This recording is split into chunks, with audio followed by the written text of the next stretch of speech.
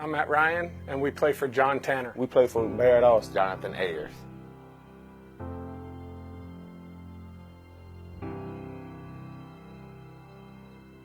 I'm Julio Jones, and we play for Morrow Mitchell. Christopher Lewis. Cody Goody. I'm Devontae Freeman, and we play for Gifford Hurt. Frank Gasper. Christopher Califoot. Stephen Bickman. Byron Brown. And we play for Matthew Conley. Jason Nathan. Cartese Durham. Shannon Chihuahua. I'm Deion Jones, and we play for Jonathan Lambert. David McCracken. We're Shanika Freeman. For Chipper Lewis. For Sarah Colin. And we play for Anthony Williams. Freeman Gardner. I'm Keanu Neal, and we play for Darren Hubble Sr. James Hubbard Jr. Quincy Ramsey. We play for Christopher Taylor. Alex French. Justin Braunschweiger. Paul Syverson. We play for Ashley Dawson. Steven Sutton. Christopher Poppin. For Matthew Freeman. Gabriel Patton. And we play for Aaron Kennefic. Daniel Wade. Andre Booker. David Ladart. I'm Tevin Coleman, and we play for Dustin Woods. Raynard McKinney. Jeffrey Osborne. Philip Dodson Jr. Randall Resnick. For Randall Year. Jamel McCullum. DJ Jacaron. I'm Vic Beasley, and we play for Materius Trey Dame. And we play for Eric Christian. I'm Ben Garland, and we play for Michael Hill. William Lacey. For Omar Ford. Seth Kirkland. Daniel Swaney. Stephen Givens. Gene Laney. Jeffrey Walker. For Demetrion McCarthy. Ryan King. Kevin Williams. Jessica Tarver. We play for Corey Little. Randall Stone Jr. I'm Patrick DeMarco, and we play for Callan Johnson.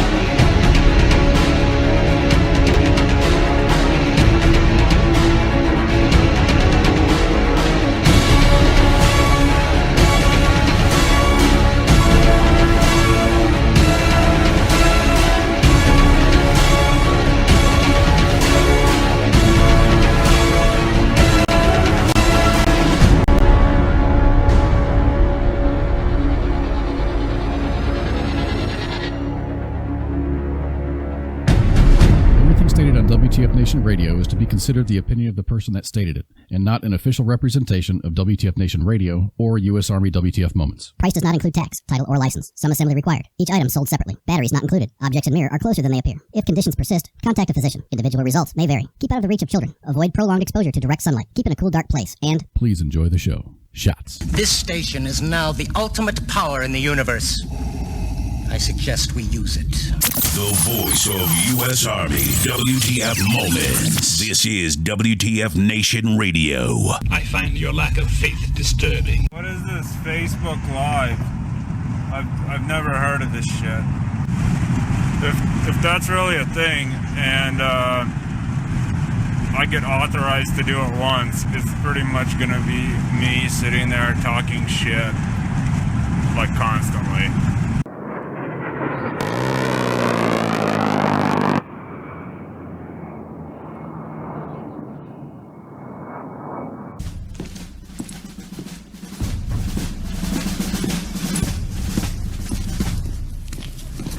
Morning, Sergeant Major.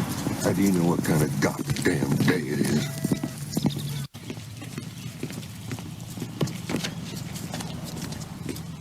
Beautiful morning, Sergeant Major. Are you a fucking weatherman now? You're listening to Sergeant's Time on WTF Nation Radio.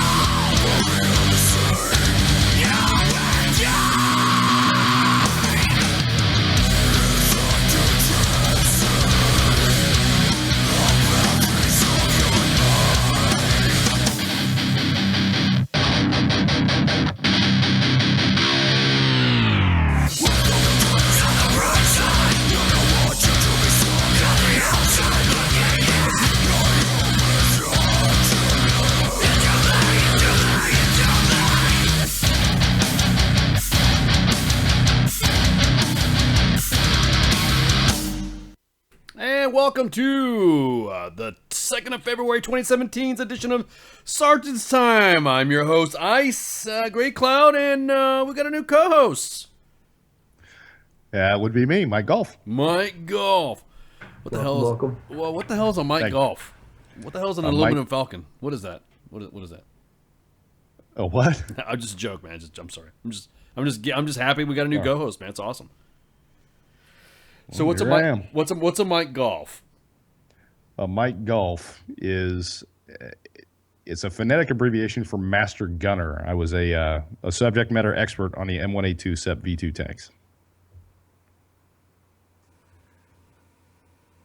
Sable round go. Sable round go. Sable round go real high if you have heat indexed. You're an idiot. Get off my range.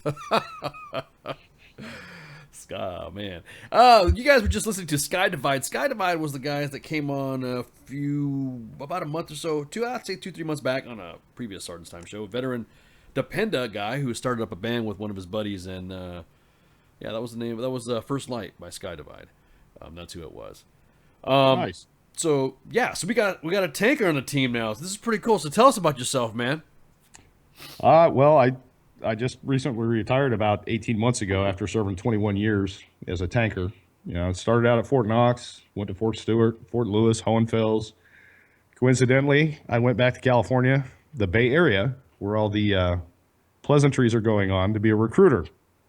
I was there in 04 to 08. Yeah, good. And then I went to Fort Hood and retired out of Fort Benning. Did 2 deployments, both to Iraq. Ended up getting a Purple Heart and a Bronze Star. And I know what you think. Everybody gets a Bronze Star. I didn't say nothing, bro. What are you looking at me for? I was just fucking just listening, man. Come on. I need to turn my camera off. Hang on. I feel in my heart of hearts that I earned that Bronze Star. Hey, bro. What you got is what you got. You know what I mean? Exactly. There's nobody was there. Nobody was there when your award was written up or when you got hit, or it doesn't matter. It's your award, your own specific story to it. Everyone's gonna talk shit about it. Well, mostly the haters, anyways. But everyone's got their own story about how they got their award and how they, especially when it comes to a Purple Heart. So if you don't mind talking about it, well, how'd you get your Purple Heart? Well, I got blowed the fuck up in an MRAP. That's what happened. It was I remember it. It was a hot July morning. We were in Sadr City, Baghdad, rolling down Route Pluto's for Operation Omelet.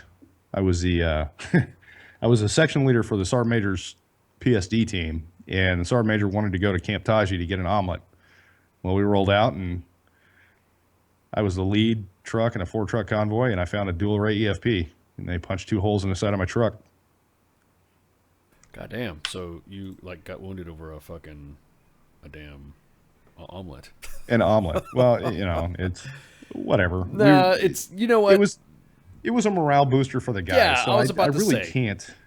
Everything that happens when you're driving out in a combat zone, especially during that time in Sadr City, was an actual. You have to go out and do shit. You know what I mean? You just happen to have to get involved in some crap on the way to your destination. You know what I mean? It's part of being deployed to Iraq, and it always. So, and it wasn't even that big of a deal at the time. It was the actual penetrator itself hit the door of my Max Pro Plus and terminated. And it was actually a chunk of copper that came off the main slug that went through in front of the armor and just smacked me in the ankle pretty good. It wasn't a penetrating wound. It didn't take my foot off, but my foot swelled up to about the size of a football for 30 days. Hey, you got hit. I mean, that's you got hit. That's just the way it is. I mean, again, yeah, everyone. Yeah, but Go ahead. The cool thing about the whole thing is I actually have the copper piece that hit me in the ankle, and I also have the video from the UAV of me getting blown up. Now, did it look pretty bad from the outside? I mean, or what was the feeling of it when you got smacked? I mean, was it Funny you should ask. So I actually went through, I got hit twice while I was there. The first time, the first IED hit 20, 30 meters in front of the truck, and that was in That was June 14th, 2009, Army's birthday.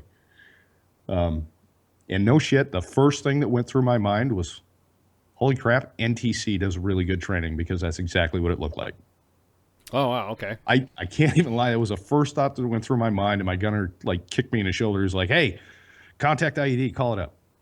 Yeah, contact IED. You know, it's already blown up. Nobody's hurt. And then when my truck got hit directly, it was a day that is burned forever into my mind. I'm looking at the radio frequencies for the battle space owner, trying to call them and get a sit rep for the last 24 hours. And then there's just this bright flash, an incredible heat wave, a lot of smoke. And the one thing I don't ever remember on any of these IEDs is the sound. I don't remember hearing any of the blasts. And there were a total of 4 that I experienced, or that my convoy had experienced, 2 that targeted me specifically. And then, after realizing that it was us that got hit, and we actually got hit, I was just mad. I was angry. You motherfuckers. Are you serious? Yeah, I know, man. Yep. Well, I'm just going to get omelets, dude. Leave me the hell alone. I just trying to get me trying to get some fucking omelets and some bacon and some wheat bread that's moldy in this fucking place, and you're fucking me up. What's up with that? Yeah, we're going to the Air Force Base at Taji to get omelets. Yeah. Come on. It's not like we're, rounding people up. Wow. They didn't know any better. If I'd have been in a Humvee, it would have killed every one of us. So my hat's off to Oshkosh and the guys that make the MRAPs. That's fucking crazy, man. Well, shots to you on that one, brother. So you finished. Okay, so I'm inquisitive because I want to know more about you. So you've been a tanker your whole career then? My entire career, yes. I dodged the involuntary conversion to 19 Delta 3 times. I was about to say, there was a little shakeup going on in your community back in the day when they were making so many 19 kilos go to 19 Delta, and then they were almost like delegitimized and turned them into fucking infantrymen too, right? Isn't that what happened for a little bit? Yeah, pretty much. And apparently I was such a badass tanker, they never even considered converting me. That's why I'm a master gunner. Tanks. Anybody want some tanks? So you served that period of time, and then tell us about now, and you're kind of like segueing a little bit in the story. What was recruiting life after being deployed and going through all that crap? You served your final time as a recruiter, correct? No, I did my recruiting tour from 2004 to 2008 during a surge. Ah, gotcha. Oh, fuck. In the Bay Area. I was about to say, California. man. Tell us about how did that go? What was the drama behind that? How were you able to go and even think about getting anybody to enlist during that time, especially in that area? All right, so no shit, there I was. It's a serious military story when somebody starts off with no shit, there I was. Yeah, do it, go. So no shit, there I was. Your average Joe, just got divorced. My wife left me with my 3 kids and went back to California. Approved. Go ahead. So, average Joe. Yeah, average Joe, exactly. Average Joe. You're hanging at your own. Yep, go ahead. I have a recruiting packet in one hand. I've got a warrant officer aviation packet in the other. Both completely filled out, passed the AFAST. I was going to go fly Blackhawks for the United States Army. I wanted a PCS to Fort Rucker, Alabama. She left me. She took the kids. She went back to my hometown in California. Being the great dad that I am, on par with being the great tanker that I am, I elected to go be a recruiter because if you volunteer for it, you get to choose where you go.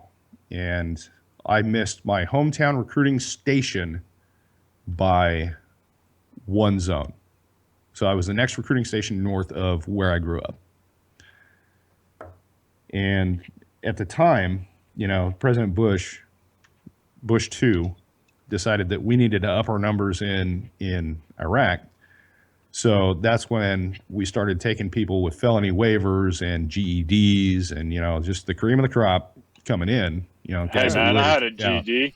Well, no, this is further And back. I did get kicked out. Come on, so. Doc, you're not helping us story. Let the guy talk, man. Come on, go ahead, Mike. Right. So, Doc, you know what I'm talking about. You get accepted to come in with a waiver, And then, at the end of your first enlistment, they're like, yep, we used you. We don't need you anymore. Bye. So, and at the time, that's when all the nastiness in Berkeley was going down prior to what they're doing now with Yiannopoulos. Code Pink was there trying to shut down the Marine Corps officer recruiting station that was in downtown Berkeley. And for some reason, the dipshits that couldn't do land nav and find the Marine Corps recruiting station in Berkeley ended up in front of my office. Ironic. Yeah. And then, I had buddies. I had close friends that were part of the Warriors Watch Riders and Patriot Guard Riders, and I called those guys and I'm like, hey, our SOP is to lock the front door, go out the back, and go do face-to-face recruiting, but I got these people in front of my office. You want to come by and take care of them? And then there was a counter-protest. You're welcome. And they were idiots, every single one of them. We had, who was it that we had? We had Code Pink was protesting in front of our office. We had World Can't Wait, the guys with the orange jumpsuits that were protesting Guantanamo Bay. Oh, God. We had people write in permanent marker on our government cars, no war, and, Bush is a liar and all this stuff. It was great. I had a great time. Oh, my God, dude. My recruiting badge, if you want to find it, is off to the side of I-10 somewhere in Arizona. That was on that. What is that Hunter S. Thompson episode that you had once you left the that line of work, right? Yeah, can't stop here. Bad country. Bad country, exactly. You ground it up and smoked it a little bit before you threw it in the desert. Yeah, I got so pissed off and I was so mad and so disgruntled because it was. If you hadn't paid attention, it was 2004 to 2008. A normal recruiting tour is 3 years. They involuntarily extended me twice for 6 months because apparently I'm a shit-hot tanker, I'm a real good dad, and I'm a shit-hot recruiter. Fuck yeah, man. That's what I'm talking about. Now there's people in the Facebook Live and the WTFNationRadio.com chat room. They want fucking they want omelets now. Spanky says she'll make you some omelets. Will you? Yeah, I'll take it. Yeah. Don't trust those omelets, man. No, I don't. What are you talking about? What depends on what kind of omelets are on. If Spanky's if it was an omelet from the green room, then I wouldn't trust it. But I'm retired now, so who cares? Yeah, exactly, man. Well, congratulations on your retirement. Congratulations on the fact that you're here on the team. For you guys that just logged in right now or just came on here on the Facebook Live chat or WTFNationRadio.com chat, we have Mike Golf, a new co-host here in Sergeant's Time. It was kind of funny. We were just talking a little bit before the show started, and as soon as I said Sergeant's Time, he knew exactly what I was talking about. And no, not an MRE omelet, Chris. No way. We're not going to give it. No MRE omelet, please. So yeah, I want to welcome you here, and this is a good addition. I telling you guys a little bit, telling what was going on about the how we do our stuff and what's going on the show, and yeah. So welcome aboard. Thank you. You could just to kind of give you an idea of how old I am. I'm looking at Roadtech's avatar in the live chat. The 24th Infantry Division Taro Leaf. Yes. That was my first unit patch at Fort Stewart. That's right. The 24th ID Gaping Gash. Yes. The Gaping Gash. Victory.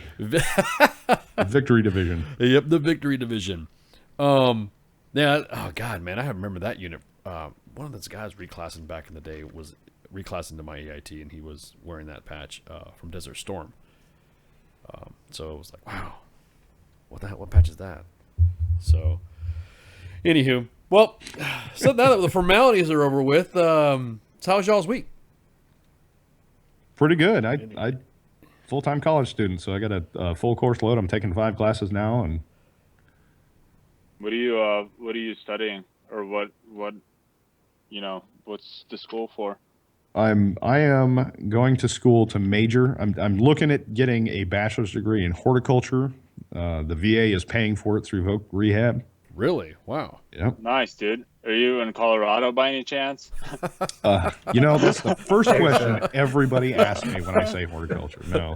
What is horticulture? It's not. Let's not. Plants, bro. Oh, okay. I was about to say it's not my ex-wives. Okay, cool. It is. It's basically like more of a practical application of biology, like plant biology and like organic chemistry. Right. So what I intend to do is go and start a farm.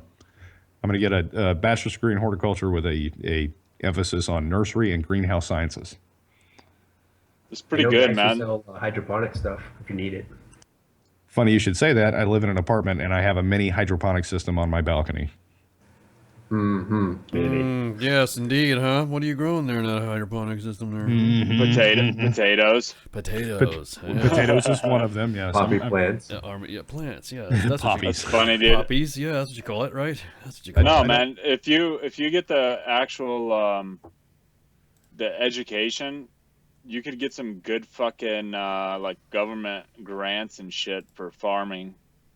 Yeah, I've looked into Veteran Farmers Coalition, USDA land grants through the Conservancy program. Nice. There's Homegrown by Heroes. There's all kinds of programs out there that are designed to let and allow veterans go into agriculture and start farms. Right, and then there's a whole other, and I know this from where I'm from, is that there's a whole other division of when you're applying for loans, like mortgages for land and whatnot. Yeah. There's a whole separate ability to be able to be granted that, and it's a little more, I don't want to say lenient because that makes it sound bad, but getting the loan and getting it approved and getting through the process is a little bit easier. Yeah.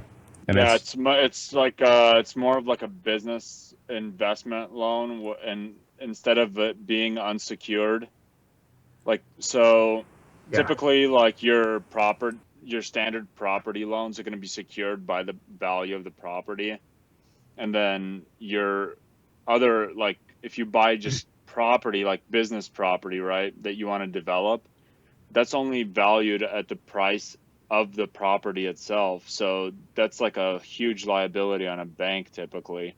But with agriculture, it's considered more of like a, not just a, like you're buying a business that already has like business, like intrinsic business value in it, you know? Right. Capital. Yeah. Yeah. Yes, Greg, I know how to potato. Yeah. What does that mean? What does that mean? Growing a potato? Is that what you had? So Alex had a really good thing as well. There's a lot of science behind it. Guys that do hydroponic farms, pure hydroponic farms, can actually change the acidity, pH balance, all that stuff in tomatoes and other plants. Oh, yeah. You can actually grow a specific style and market it. But if you remove the pH from the tomato, is it still a tomato? I don't know. Add an E to the end and see what happens. You don't remove the pH. You change you upset or change, disrupt the pH of a tomato. Philosophical and shit. That's like how far can you go till you get a potato?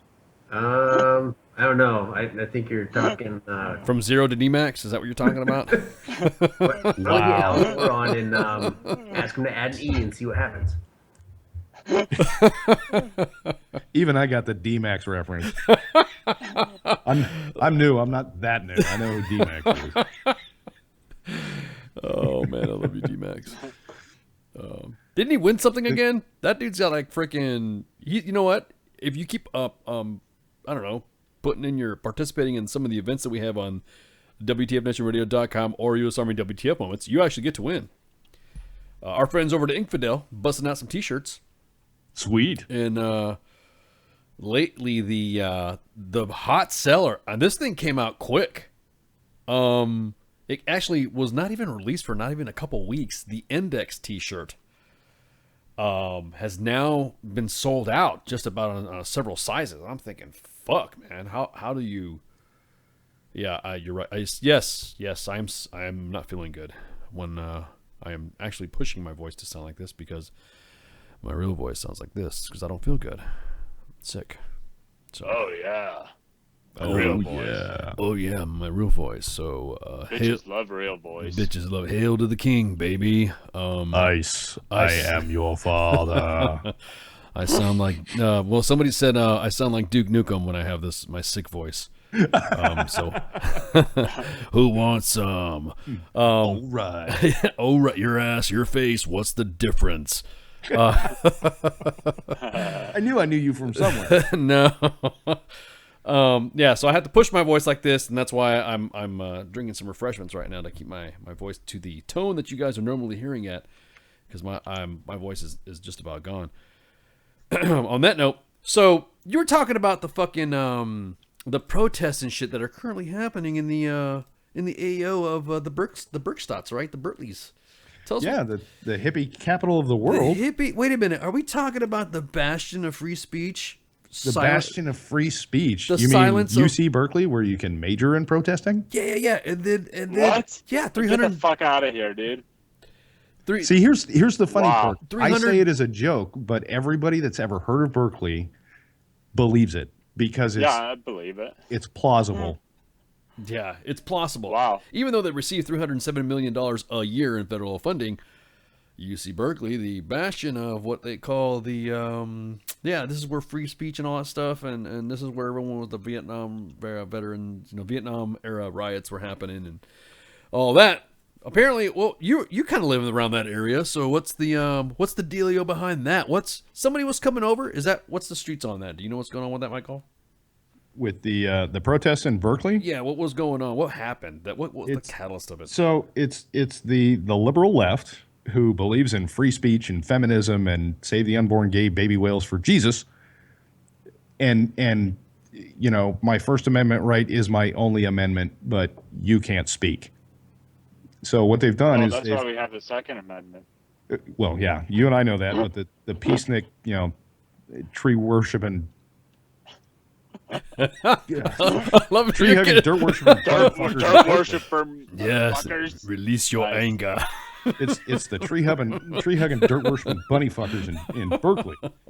Jesus, dude. Bunny fucker, really? Bunny fuckers. Bunny fucking. That's like taking the gerbil to the next level. It is you bunny fucking bastards. The whole transgender, non-binary, there's 50 billion genders started in Berkeley, so I wouldn't Like put it 15 past different codes of whatever. Anyway, so what happened? So who's this dude that's coming? Milo Yiannopoulos he is self-titled a dangerous faggot. That's his name for himself. I like him already. He is. No, dude, I like him. He's fucking like super hardcore. Oh, yeah. Trolls the fuck out of the left, man. He is. Isn't he the Breitbart editor? He is a contributing editor to Breitbart. Yeah, he is. Yeah, contributing editor to Breitbart. He's labeled himself the dangerous faggot. He's best known for saying feminism is cancer, and he just goes after feminists relentlessly. And the free thinkers in the sanctuary city of Berkeley don't agree with anything that he's saying and don't want him there speaking. So they started this protest, flipping cop cars and busting out the windows at Starbucks because, these guys don't respect authority or have jobs. Isn't it like Starbucks a hippie embassy or something like that anyways? I mean... Right. The irony is lost on these idiots. Yeah, exactly. Go ahead. I'm sorry. So what happened? What happened? They protest because they don't want him speaking, they don't want him exercising his First Amendment right at Berkeley because they don't agree with what he's saying. So they're going to, earlier this week, it's all about, hey, I can say what I want. I have my First Amendment right, transgender, using the women's bathroom at Target, whatever. But the minute somebody comes into town whose rhetoric doesn't align with their beliefs, they lose it. They absolutely lose their shit, and they don't want the guy on the campus because they don't agree with what he's saying. That's just like how Trump got elected, so they just fucking like popped their fucking enemas in rage and fucking started spewing all their fucking shit all over the internet. Shit in a bag, Pogue. Here's your enema. Right. Pretty much. I didn't get the fact that he was even going to talk about... He wasn't even... Correct me if I'm wrong. He wasn't there to talk about what was going on with Trump and all that. He was actually talking about the LGBTQ community and its plight right now with its human rights portion of it. Wasn't that correct? He was just going to go there to talk about... But everyone assumed because he was Breitbart, a contributing editor, that he was going to talk about conservative crap. Is that well? What the and, line was? And part of it is these highly educated UC Berkeley graduates, dropouts, whatever, have the only thing that they know about Milo Yiannopoulos is what they've seen in clips and sound bites on YouTube. Probably most prominently for these guys is election night when he went through after Trump was declared president-elect, and he went through the media rooms and called out people like CNN and Fox for leaving and not covering the results of the election. So they took that as he supports Trump. And again, if you don't agree with their point of view, they lose it. Of course, highly educated. Yes, indeed. Of course, it's UC Berkeley. It's one of the top 60 schools in California. I don't know. Yeah, I think one of the top 60 hotbeds of weaponized autism in that state. Oh, that's a good one. That's a good one. I'll have to give I'll have to give credit to Doc Madness, U.S. Army WTF Moment out of it, co-host on WTFvisionradio.com. Yeah, coined that term and just about had everybody freaking rolling about that when he popped it out. You were going on a good rant, and it was an awesome rant. And then that's when he said weaponized autism, and I about lost it. I couldn't. Yeah, I couldn't. It wasn't premeditated. Just Yeah. kind of released the fucking grip on the. It was the brain to mouth. Yeah, it was awesome. So then now the same group now is saying that that's now his fault. It's his fault for all the riots, and that's what everyone's saying. That's the reason why the riots are happening is because Milo's coming. Right. Never mind the fact that. What's that? His event didn't even happen. That's what kills me about that. No, the Berkeley Police Department canceled it. Oh, it didn't even fucking happen. No, the police department canceled it because of the riots. Oh my fucking! They got what they wanted and kept rioting. Wow. Hang on for a sec. I got something for that. They got no off switch. Standing out here yelling rabble, rabble, rabble isn't going to help anything. But we don't know what else to do, Mayor. That's pretty. Oh God! If there was ever a soundbite that just summed up Berkeley, that was it. Exactly. No fucking reason to complain. The guy didn't even get to speak. I could get it if he was out there spewing fucking hate and talking about brimstone, homos, and fire and all this other crap. But if he didn't even get a chance to talk. Gay himself. Yeah, and that's what I'm saying. He's the dangerous faggot. But we can get away by saying that because he says he's a self-affirmed gay, dangerous faggot. Yes. But the thing, I'd say it anyway. Well, yeah. Well, I wouldn't say he's a dangerous faggot. It is catchy though. That is very catchy. Dangerous faggot. I'm a dangerous faggot because I like dick and I have my own opinion. That's like some Reno 911 shit. I was dude. about to say. That totally makes me think of the gay Terry that fucking runs around and blows people at the fucking stoplights. Oh my God. And, you know, if you've ever seen any of Miles' videos, he actually kind of looks like Terry. Does he really? Yeah. Yeah, he's got the aviator shades and the bleached hair, and he's missing the mustache though. Oh man, He's got the fur vest. Yeah, he's got the fur vest and all that stuff. Yeah, people are saying that. Yep, man, he was secured. For his safety that they decided to cancel the event. Which, God, man, I know we're supposed to be talking about big army stuff, and but this kind of got me fucking pissed the fuck off. Oh, this is absolutely big army stuff because we have defended the constitutional rights of people like Milo to go speak his mind, even though the people in Berkeley don't agree with it. We've also defended the Berkeley students' constitutional right to peacefully assemble. And then some idiots go off and lose their mind. But did you also see that it's what's it, the chancellor or whatever it is for the college is saying that those were not Berkeley students. That was another group that came onto the campus and caused all that damage. How do you know? The guy showed up wearing black masks and hiding their identity. Was it the other? Those are not Berkeley students. I was about to Why? Because they're violent? Was it the other dangerous faggot set it up called fucking George Soros? It might be. Dude, that's totally the meme with Homer Simpson where he fucking they have like the Bernie supporter and then he like goes into the bushes and he comes out with the fucking black mask. Yeah. Bro, we don't fucking know. Oh my god. In the Facebook live chat, we got some comments rolling up. Hey, Milo supports Trump and refers to him as Daddy. Daddy Trump. Sure. These aren't the students you're looking for. These are not the students you're looking for. I'm a huge Star Wars fan, so that really hits me where I live, Mark. Exactly, Mark. Thanks for the comments there, Mark. I didn't really think. Hey, look, I don't really.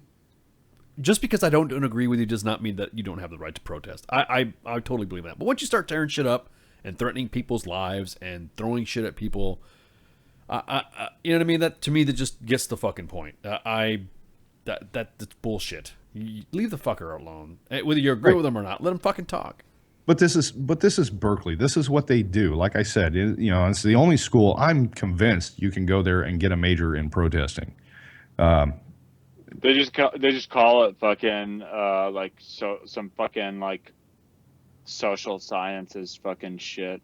Right, psychology studies or something. Jonathan brought up a good point. They blocked off an area of Berkeley a few months ago. It was I believe it was BLM that blocked off one of the bridges, the main entrances to the campus, and only let people of color pass on the bridge. If you were a white person, you had to go around. So here it is. So I got the story from, unfortunately, CNN. It's the only one I could find. Fake news. Fake news. Fake. Go ahead. They're calling the agitators are part of an anarchist group known as the Black Bloc, in quotes. And this is coming from the Dan Mogulof, UC Berkeley spokesman. So if anybody's from the Bay Area, these guys are from International Avenue in Oakland. Oh damn! You got I'm kidding. You got grid coordinates. Someone fucking. That's awesome, man. No. It's okay. That's okay. You can do it. I don't know where they're from, but actually, it does say they've been causing problems in Oakland for years. Oh, I wasn't that far off. Damn, dude, you call it, man. You heard it first here on WTVNewsRadio.com. My golf, Sabo out on the way, son.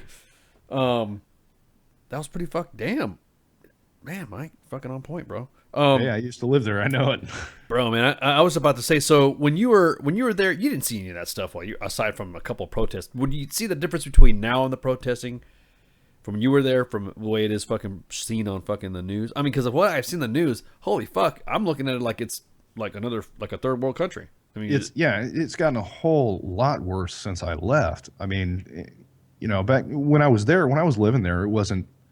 When I was a kid going to high school there, there weren't protests like this. I mean, and when I was a recruiter, the most prevalent protest that I saw, the one that got the most national attention, was when they were talking about rebuilding Bear Stadium, the Berkeley Stadium, because they had built it on a fault line. Well, no shit. California is a fault line. Mm-hmm.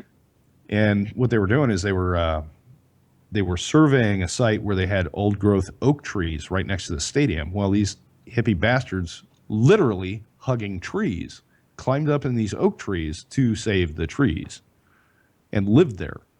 That was the worst it got when I was a recruiter. But now, BLM is blocking freeways. People are getting run over, shot. You bring up a good point. Several states and or municipalities have now passed a law that you will not get charged for hitting somebody on the highway. I have buddies that I went to high school with that are truck drivers in a Bay Area that are just waiting.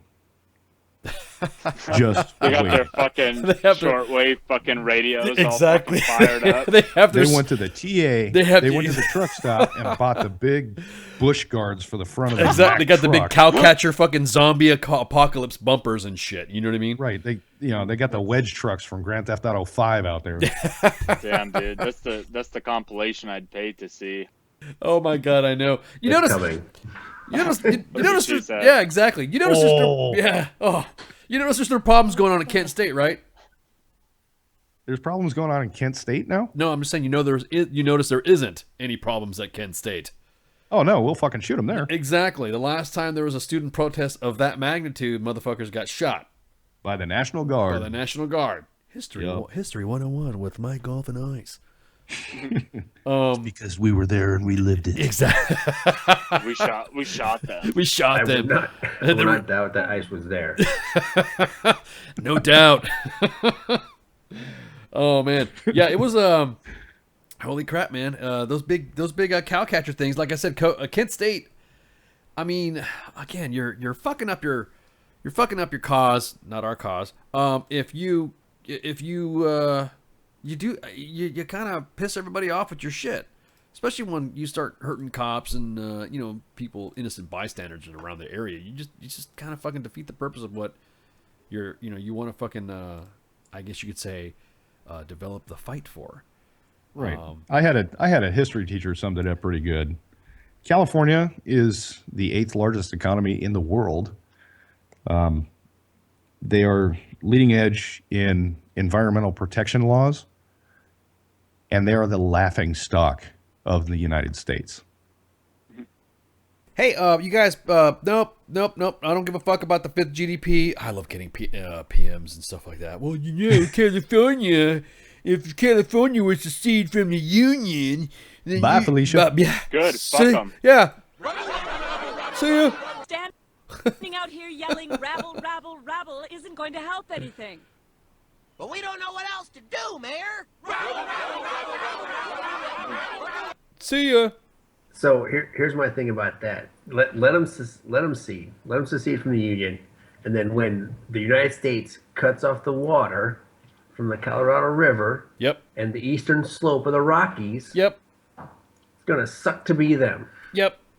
And I'm sorry, Mexico's going to invade. Yeah, I'm about to say, and I'm sorry, Kim Kardashian is not a fucking is not part of the GDP, or her fucking whatever the fuck you want to call dad or mom or her ass, whatever you want to call it.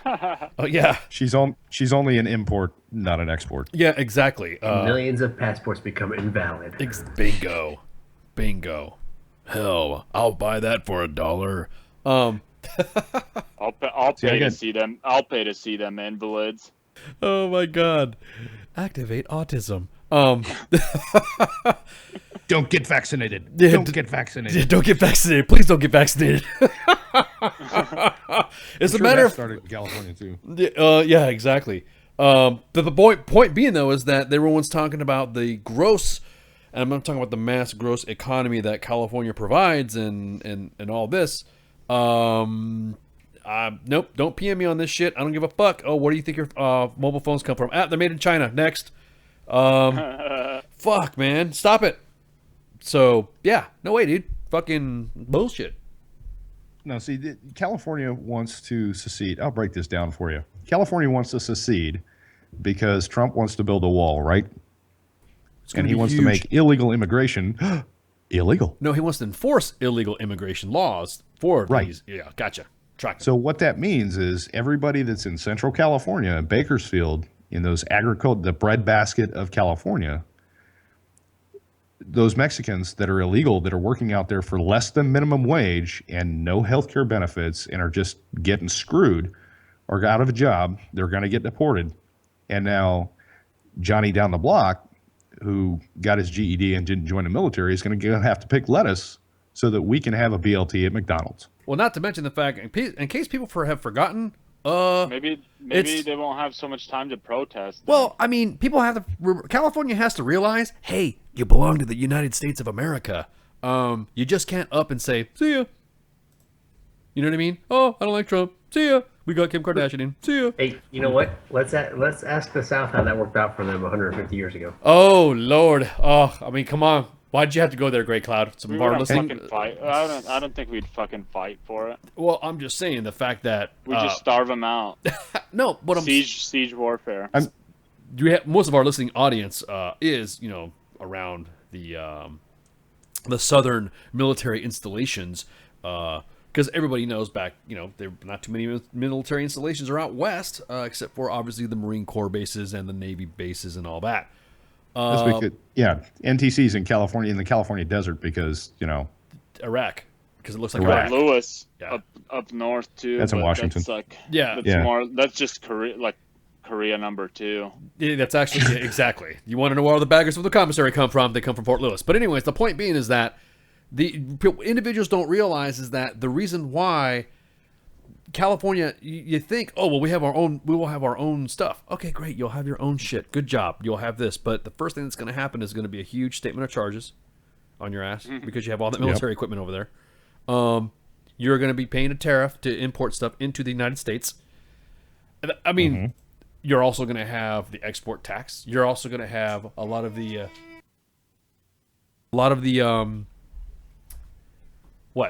defense issues. The Coast Guard is going to have to, I don't know, change their fucking perimeter a little bit. The Navy, hey, sorry. Like you were talking about Baja California, they're going to invade California anyways. Baja California, because, there's Baja California that's in Mexico or Mexicali. I'm not too up in the geography in here because it's been forever since I've been there. Hey, what's up, buddy? What are you doing? Yep, all right, take it easy. Yeah, Kevin's right. A lot of people move to the South from California because they get tired of the over legislation of their lives. Oh my God, that's exactly why I it left. too. Yeah, a lot of individuals leave California because I don't know, they want to own a fucking gun. They want to protect themselves. What sucks about it is that I know law enforcement individuals in California that have actually drank that fucking Kool-Aid there and actually believe that some of the citizens should be disarmed. That's an issue to me. Yes. That's an issue to me. Out in the more conservative areas in California, believe it or not, that does happen. There are some conservative areas out there in California. There are. They're usually up north or north. Inland. Yeah, up north or inland. Yeah, like you said, the Central Valley and stuff like that, towards the mountains. But what people don't realize is that it is not going to be a pretty sight if California votes to secede from the Union.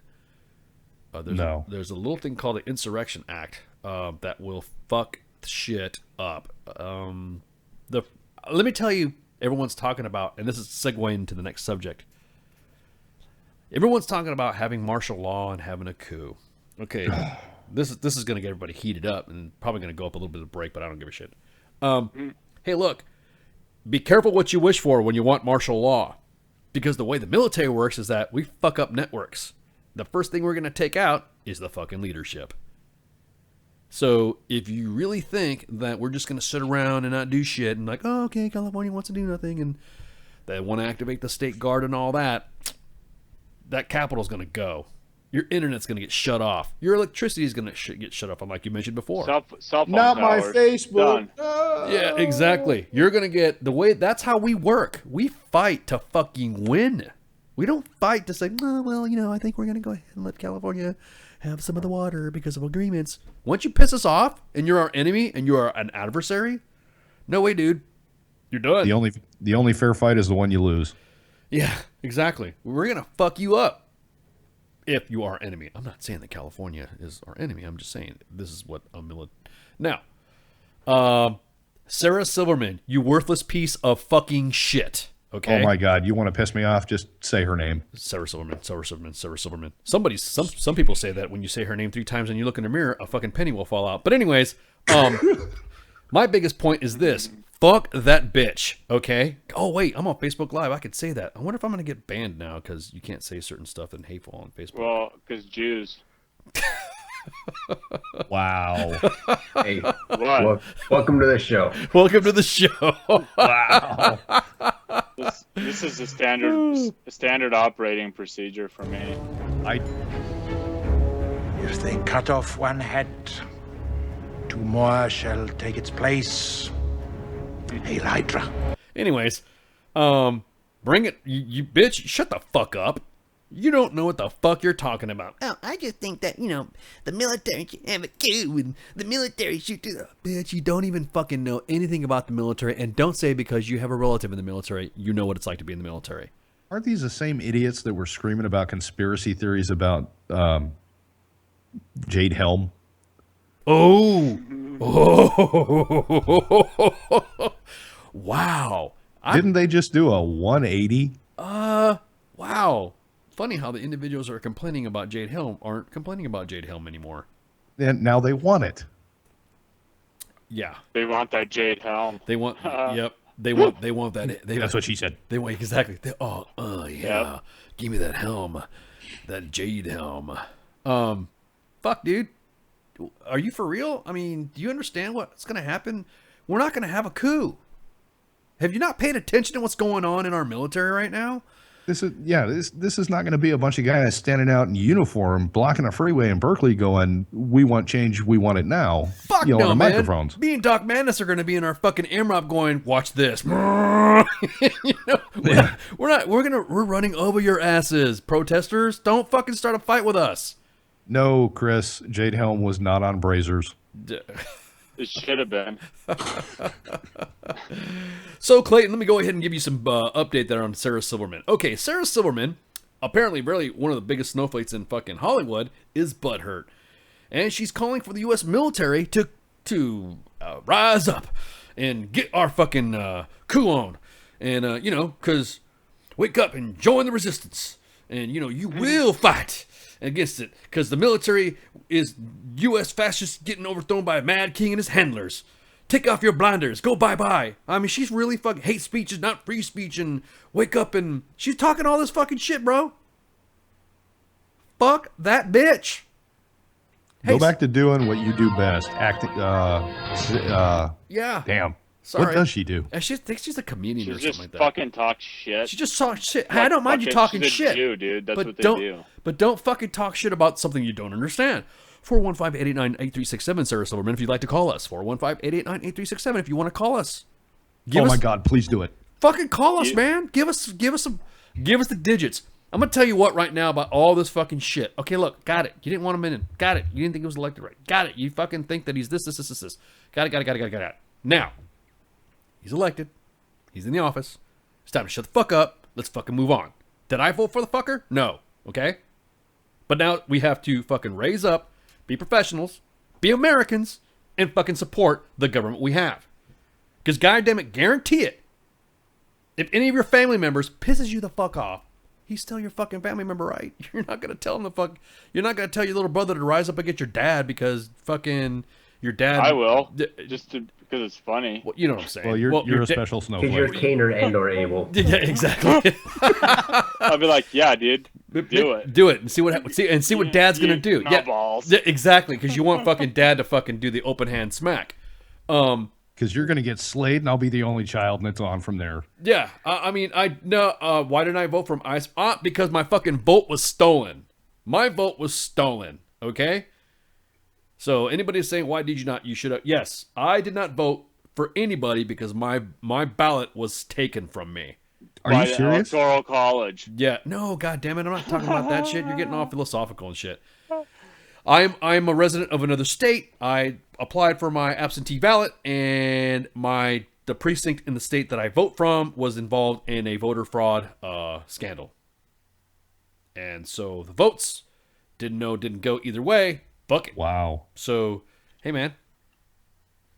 Shit sucks. But there's, the lawyers on either side are saying there's no evidence of voter fraud. Oh, if there's no evidence that you could say that ICE would have voted for. Oh, actually, no. According to the investigation, I voted for Hillary 15 times and 50 times for fucking Trump. You know what I mean? So, yeah, it was my ballot that was used without my permission. You know what I mean? No means no.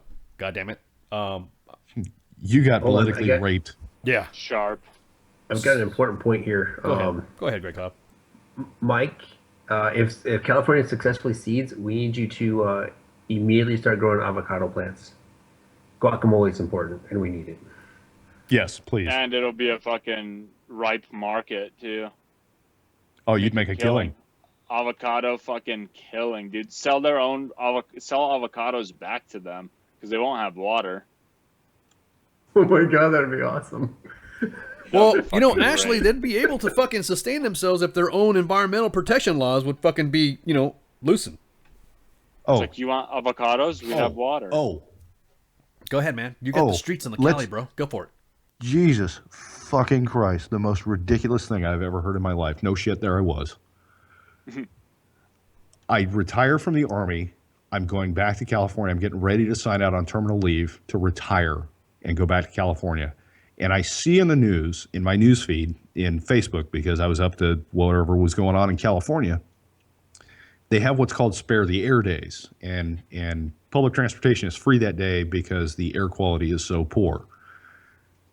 They have, in the Bay Area, a shitload of traffic. I mean, it's ridiculous. 8-lane freeways, bumper to bumper, for 8 hours a day. It doesn't matter where you're going. I lived 30 miles from San Francisco, and it took me 2.5 hours to get there. That's how bad traffic is. But California decides that they're going to legislate when you barbecue in your backyard to relieve some of the air quality issues that they're having. No fucking way, dude. Instead of taking cars off the freeway and mandating that you carpool, they're going to tell you when you can and can't barbecue or smoke anything in your backyard. Oh my God, dude. That's it. California, you're fucked. These are the environmental protection laws that California is dealing with. When I drove a 40-foot U-Haul box truck from Arizona across the country border into California, and they had an agricultural inspection station, I pissed the guy off bad. He said, I need to see the back of your truck. I said, okay, I need to see your search warrant. I don't need a search warrant. Fuck my Fourth Amendment rights, right? You know, never mind the fact that I spent 21 years in the Army defending constitutional rights, but, you know, screw me coming into California. So I opened up the back, and I said, what is it that you're looking for? He said, we're looking for agriculture. We're looking for ants. Okay, motherfucker. With big I'm driving fucking dicks. Okay, motherfucker. I'm driving a 40-foot fucking U-Haul with everything I goddamn own in the back. If you can find an ant, I'll suck your dick. Nice. So you found And he looks and I open the door and he goes, I'm only looking around the edge of the door. Oh. Well, fuck me. So he doesn't find any ants, and I've got a blueberry plant in a pot right there. You don't have to climb over anything. You can see it clearly from the bumper. And he looks at me in the face and he goes, do you have any agricultural products or plants that you're bringing into the state? Nope. Have a nice day. Wow, dude. Because he didn't have a search warrant. He couldn't go into the truck legally. Damn right. Fuck you. Damn right. And he goes, have a nice day. I said, I'll have a nice day when I look at your state from our rearview mirror for the last time. Hey, Californians, you could just say no. You know that, right? Hey, you want a police officer says, hey, do you mind if I take a look in here? And as soon as you say, oh, yeah, go ahead. That, you just give him fucking whatever. Fuck that. Now, obviously, if you're being shady and all that stuff, you want to fight with a cop. I mean, honestly, I'm not hiding shit. So, yeah, you want to go look at my shit? Go ahead. What is this? It's my knife. What do you have a knife in the back of your car for? You know what I mean? That's what I don't like about California's fucking stupid ass weapons laws or whatever. Why do you have a baseball bat with fucking barbed wire wrapped around the end? Because I like baseball. You know what I mean? So fuck it. I have a glove too. And there's a glove. Yeah. Per our lawyer. And a baseball with some barbed wire marks in it. Yeah. This is Cosby Road Rage. Yes, this is fucking infuriating, man. It sucks.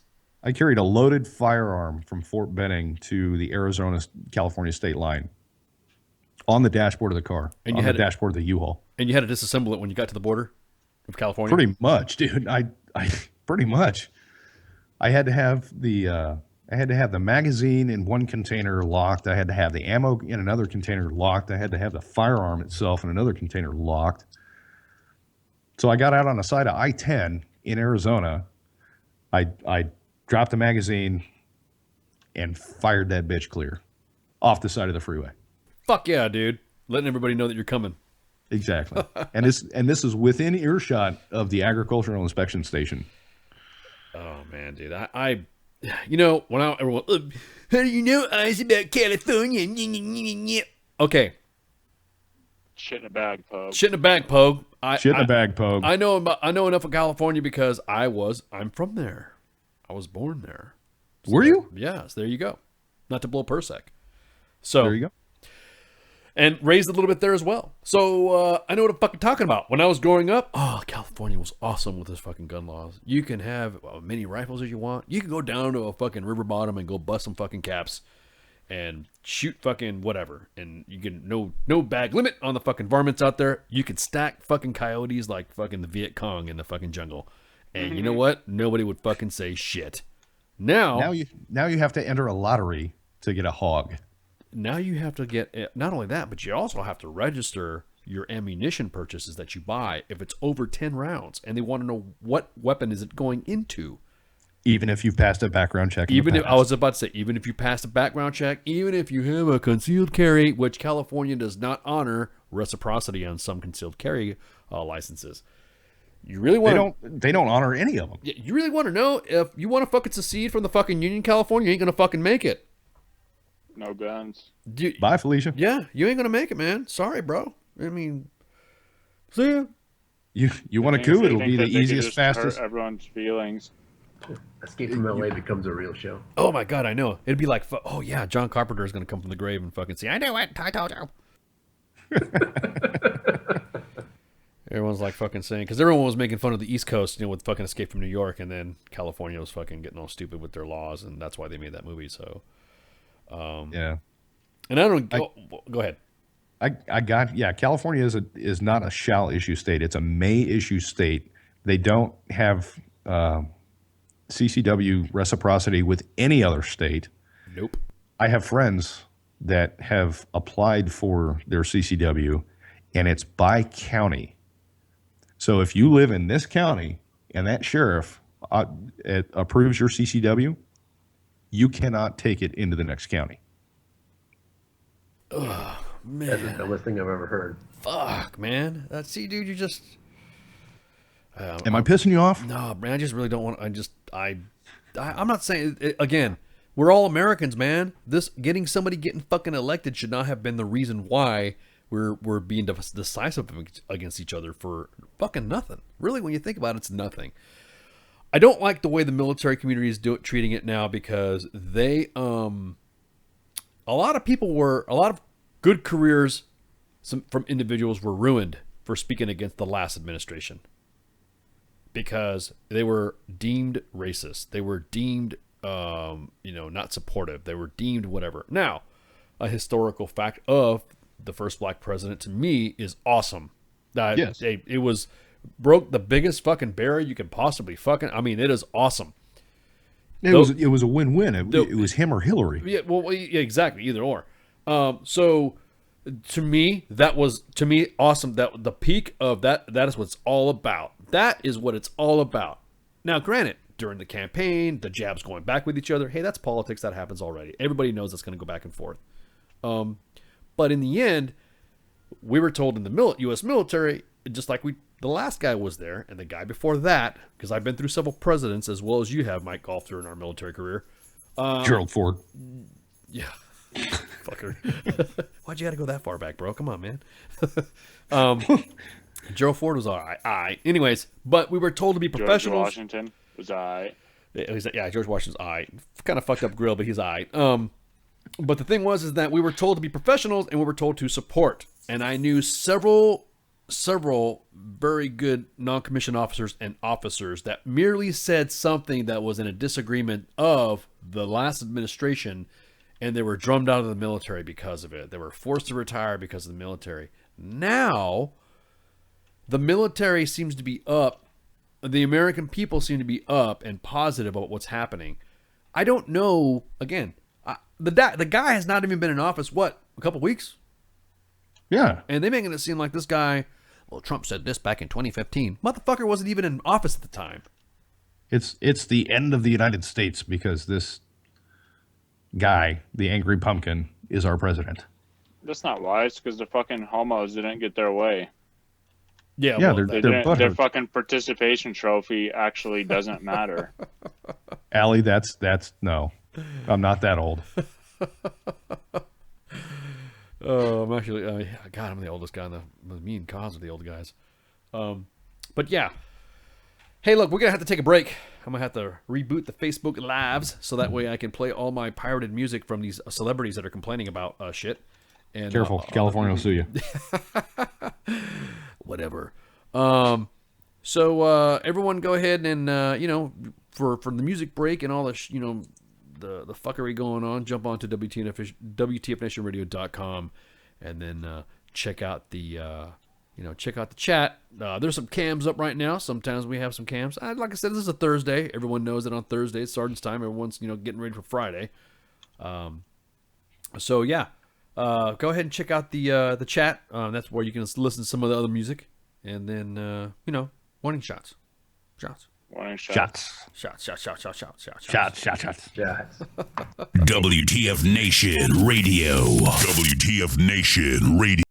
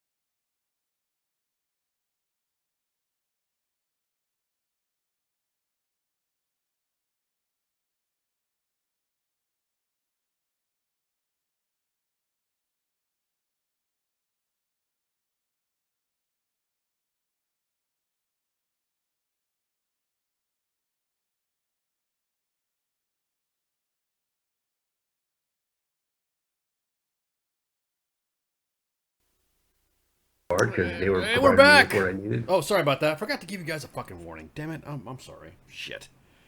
I'm too busy playing around. Got multi. Hang on. You're gonna hear a double negative feedback. Triple ice of the feedback. I'm too busy playing around. Got multi. Hang on. You're gonna hear. So sweet. There you go. Anyways. Yeah. Hey, Freeman, welcome back, man. I see the beer's locking and rocking and rolling. Yarg, exactly. Avast ya, mateys. Welcome back to Free Dog. Yeah, dude. So, reading through the feeds and reading through the chats and all that, thank you guys for the second half of WTFNationRadio.com Sergeant's Time Show here on the 2nd of February 2017 with our new host, Mike Golf. Co-host. Yes, sir. Yeah. That's right. I'm not in charge. I'm just following Ice's lead. I have no idea what I'm doing. No. Well, 3 bags full. No, I'm about to say 3 bags full. Neither do I. So, cool. We're sort of kind of like fucking, you know, by the hip. Yeah, I'll be honest with you. I really fucking... God, I just really can't stand the drama with this. Hey, shut up, okay? Shut up with the fucking crap about the prez and all this other stuff. Let's move on. Let's move forward. Let's, hang out and freaking... now all we are saying is give freedom a chance, or whatever the fuck you want to call it. Don't get the ass. What is the point of the show? This show, well, I'm glad you asked there, Stuart. The point of the show is Sergeant's Time. Traditionally, Sergeant's Time is done every Thursday in the United States Army in the FOSCARM, responsibility. What they like to do is every Thursday, soldiers will mass the fuck up at about 7 o'clock, train for about 4 or 5 hours, and then leave at about 1500 every Thursday. Now, being that today is a Thursday, that's another reason why.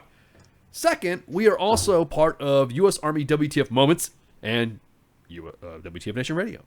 So anything that has to do with the hot topics that are going on at U.S. Army WTF Moments main page, like, I don't know, if you guys want to go ahead and check out the freaking... Fuck it, I'll just do this. Fuck it. No, everyone's talking some shit, and I'm just like, fuck it. If you go to Facebook Live right now, this is what we do. We expose fuckery, like an unsecured, I don't know, fucking striker in the middle of the fucking desert that Jose was looking for. Or like Dylan, who needs to get off his ass and finish his STT. Yeah, exactly. Or SSD, whatever it is now. No, it's SSD. So, hang on. Oh, I'm sorry. So, Jose. Oh, yeah. Yep, Jose reports that, he found an unsecured striker on his report there. And so, everyone's all butthurt because, most of that shit. That's what the show's about. Is some stuff that's going on in the Army that you may not, or maybe not be aware of, that we're giving you the facts. Several agencies, to include the Army Times, Fox News,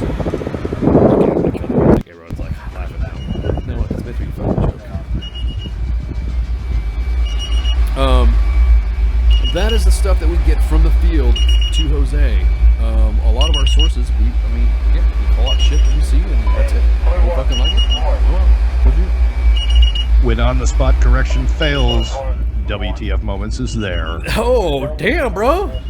I gotta write. Hey, Pi, you taking this shit down for some t-shirts, bro? Come on, man. Fuck. Oh, man. So, anywho, I'm gonna go ahead and change that before I get fired. Yes, that was a video of an unsecured striker. You can see that on the Facebook Live record when you see it on the main page. That is the point of the show. This is what I'd like to see. So we're looking at this video of Jose exposing this unsecured striker. Yes, LRAS and all. Yes. Damn. Who knows? Here's a trivia question for you. And Ice, let me know if I'm stepping on your toes a little bit. I want to see either in a live chat or on Facebook Live in the comments section, what is the Army field manual that covers physical security? Do you want me to answer this or no? Yes, go ahead, Great Cloud, go before I... No, not you. I want to see it in the comments in the live feed. Oh, you want to see it on the Facebook Live chat? Oh, okay. Or in the live chat on the website. Oh, okay. All right. Well, it's going to be Jose is everywhere. Exactly. Chris Rodriguez is smart. He knows how to use his resources. Exactly. So, are you going to talk about giving a prize or something? Exactly. For you guys that know, what are you talking about? What video are we talking about? I'll show you the vid again. Here we have a U.S. Army striker left in the desolate deserts of the National Training Center. You'll notice weapons and vehicles and UICs have run around. Many of them trying to establish contact with This is a solitary creature in its natural habitat at the National Training Center at Fort Irwin, Southern California. Yeah, exactly. We're gonna poke it with a stick. We're gonna poke it with a stick. There I go. I'm gonna stick my finger in its butt. Let's see what happens. Crikey, I'm gonna Crikey. Here we have. Oh, see, I was being all fucking like legit, fucking, you know, talking shit and all that stuff, but now I'm making fun of the crocodile there. He was awesome, man. So here we have a striker in the middle of the National Training Center. Whoa. That commander sure looks angry. I'm gonna put my finger in his bum. So. Jesus Christ, dude! You just went from Richard Attenborough to Steve Irwin. Yeah, exactly, man. I was trying to be serious about it, but you all fucking sidetracked me because you got ADD, bro. My voice is really fucking up. Yeah. So I'm seeing a whole bunch of responses on the feed here. Oh, really? 190-10, 3-19.30. Yeah. 530-1. Oh, okay. Honestly, People I are don't just fucking I'm retired. Googling the fuck out of everything.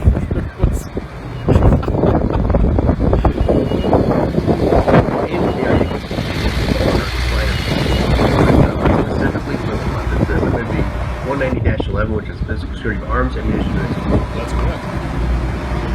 Shane, you're just being ridiculous. It is not AR-670-1. No. That covers the paint job of the striker only. Yeah, exactly. Exactly. I can't believe, where did you get this video? We at US Army WTF Moments or WTFradio.com never reveal our sources, and everyone can be assured that anytime you put something in the inbox, it is held to financial confidence. You don't have fucking servers out there. Sorry, Major Google knows.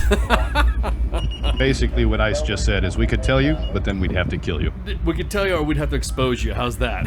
Hey, y'all, fucking go to the WTFNationRadio.com chat room if you want to fucking hook up. Stop asking about, are you married or not? Come on. Hook up. Hook up. Who's married? No, somebody's asking.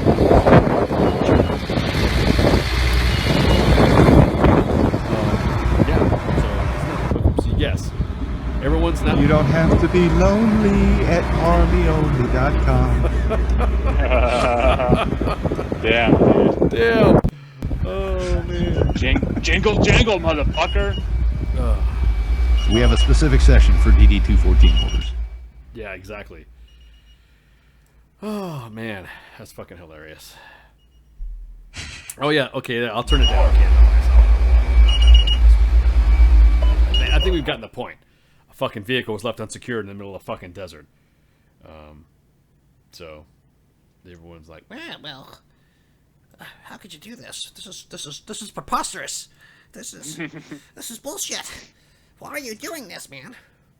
oh, yeah. Well, see, fuckers, tell me that shit, man. Thank you. Fuck. Phil, not today, ISIS. Yeah, not today. ISISonly.com. Yeah, so that's really what the whole point of this show on Thursdays. Everybody knows that Friday we have Friday Night Fuckery with Redleg. Normally has a guest, and we also play Drink That Tune.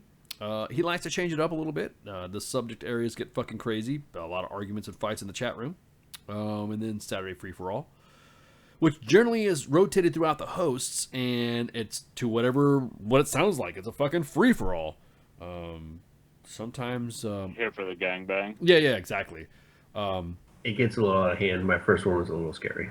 Yeah, your first Saturday Night Free For All was fucking crazy, man. What were we doing? We were doing a taco smash, right? Is that what it was?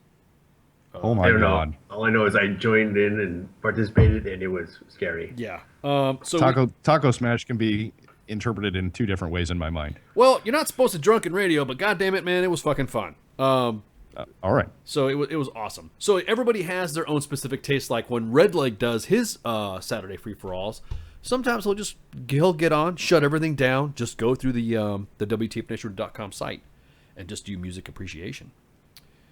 And then Pi actually surprised the fuck out of everybody. Now I'm gonna tell you a secret about Pi. Fuck you, Pi. I'm gonna say it. Okay, when me and Jay Reddy did our first rave on WTFNationRadio.com, Pi was giving me some some music and some artists in the techno scene as well. So last Saturday Free For All was Pi. The next thing you know, fucking Pi was this. Oh, hey, look at the one I'm listening to now. I'm like, fucking A, man. That's what I'm talking about. So Jim Beam throws his. I think he throws his. What is he? He does a lot of his classic rock stuff. Cause they had a fucking country hoedown, some shit like that on fucking a couple Saturdays ago. God. I don't like country because it's whatever. It's just country. And then we were doing so good, man. We were clicking so good until you said you didn't like country. No. I said it's not that I don't like country. It's just I like old school country. I grew up on Waylon Jennings, Johnny Cash, Merle Haggard, Willie Nelson. You know those. Okay, we're back. We're back on track. Yeah, but I grew up to that. You know, not with fucking bitches keying your fucking truck because you're taking somebody to fucking Pound Town because you caught her fucking around. Does that make sense? Yeah. So yeah, wah wah wah. Yeah, wah wah wah wah wah. Milk and 1, 2, 3. Don't give a fuck. Wah wah wah.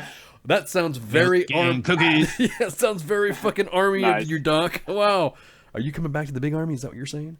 No, dude, I've never actually fucking sang cadence. The only time that I've been told to like run cadence was in airborne school, because I was just getting fucked with left and right. Because one of my buddies was one of the senior cadre in my fucking class. Yeah.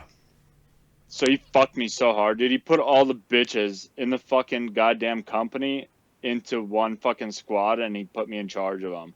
It was fucking horrible.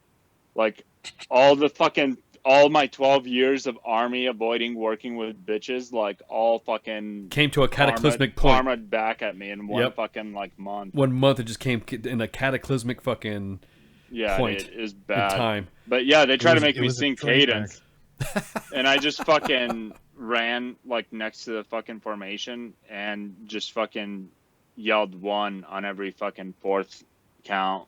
Oh, so you know it gets to the point where you're singing cadence to a formation that has absolutely zero rhythm. 60 motherfuckers in a formation, and not a goddamn one of them has rhythm. And you get to the point where you're just singing cadence to yourself, just to a piece of first art. I just did it just to fucking irritate them so that they would make somebody else do it. And yes, first sergeants need appeasing. My point. Did it work? I don't know what you're talking about. I don't know what you're talking about. Yeah. Yeah. So, I am going to host this Saturday Free For All. And it has been a long time since me and Jay Reddy did a rave. The last time me and Jay Reddy did a rave, we did it live, as in we were doing some mixing and shit live on the air. And I'm gonna tell you what, fuck that. That was a pain in the ass. It was fucking hard. It was just. That's what she said. Oh yeah, it was fast and hard. They don't call me Quick Ice for nothing. Anyways, the thing is that fucking it was just a pain in the ass. So we are still gonna do a rave, and we also do some of our original mixes. Jay really likes to throw some chops. That's usually when we start introducing some chops out. And if you guys don't know what chops are, is that Jay Reddy, what he likes to do is he likes to listen to he listens to every single show.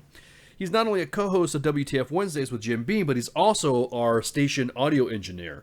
And what he likes to do is he likes to get everybody's sound bites and chop them up and make them to whatever.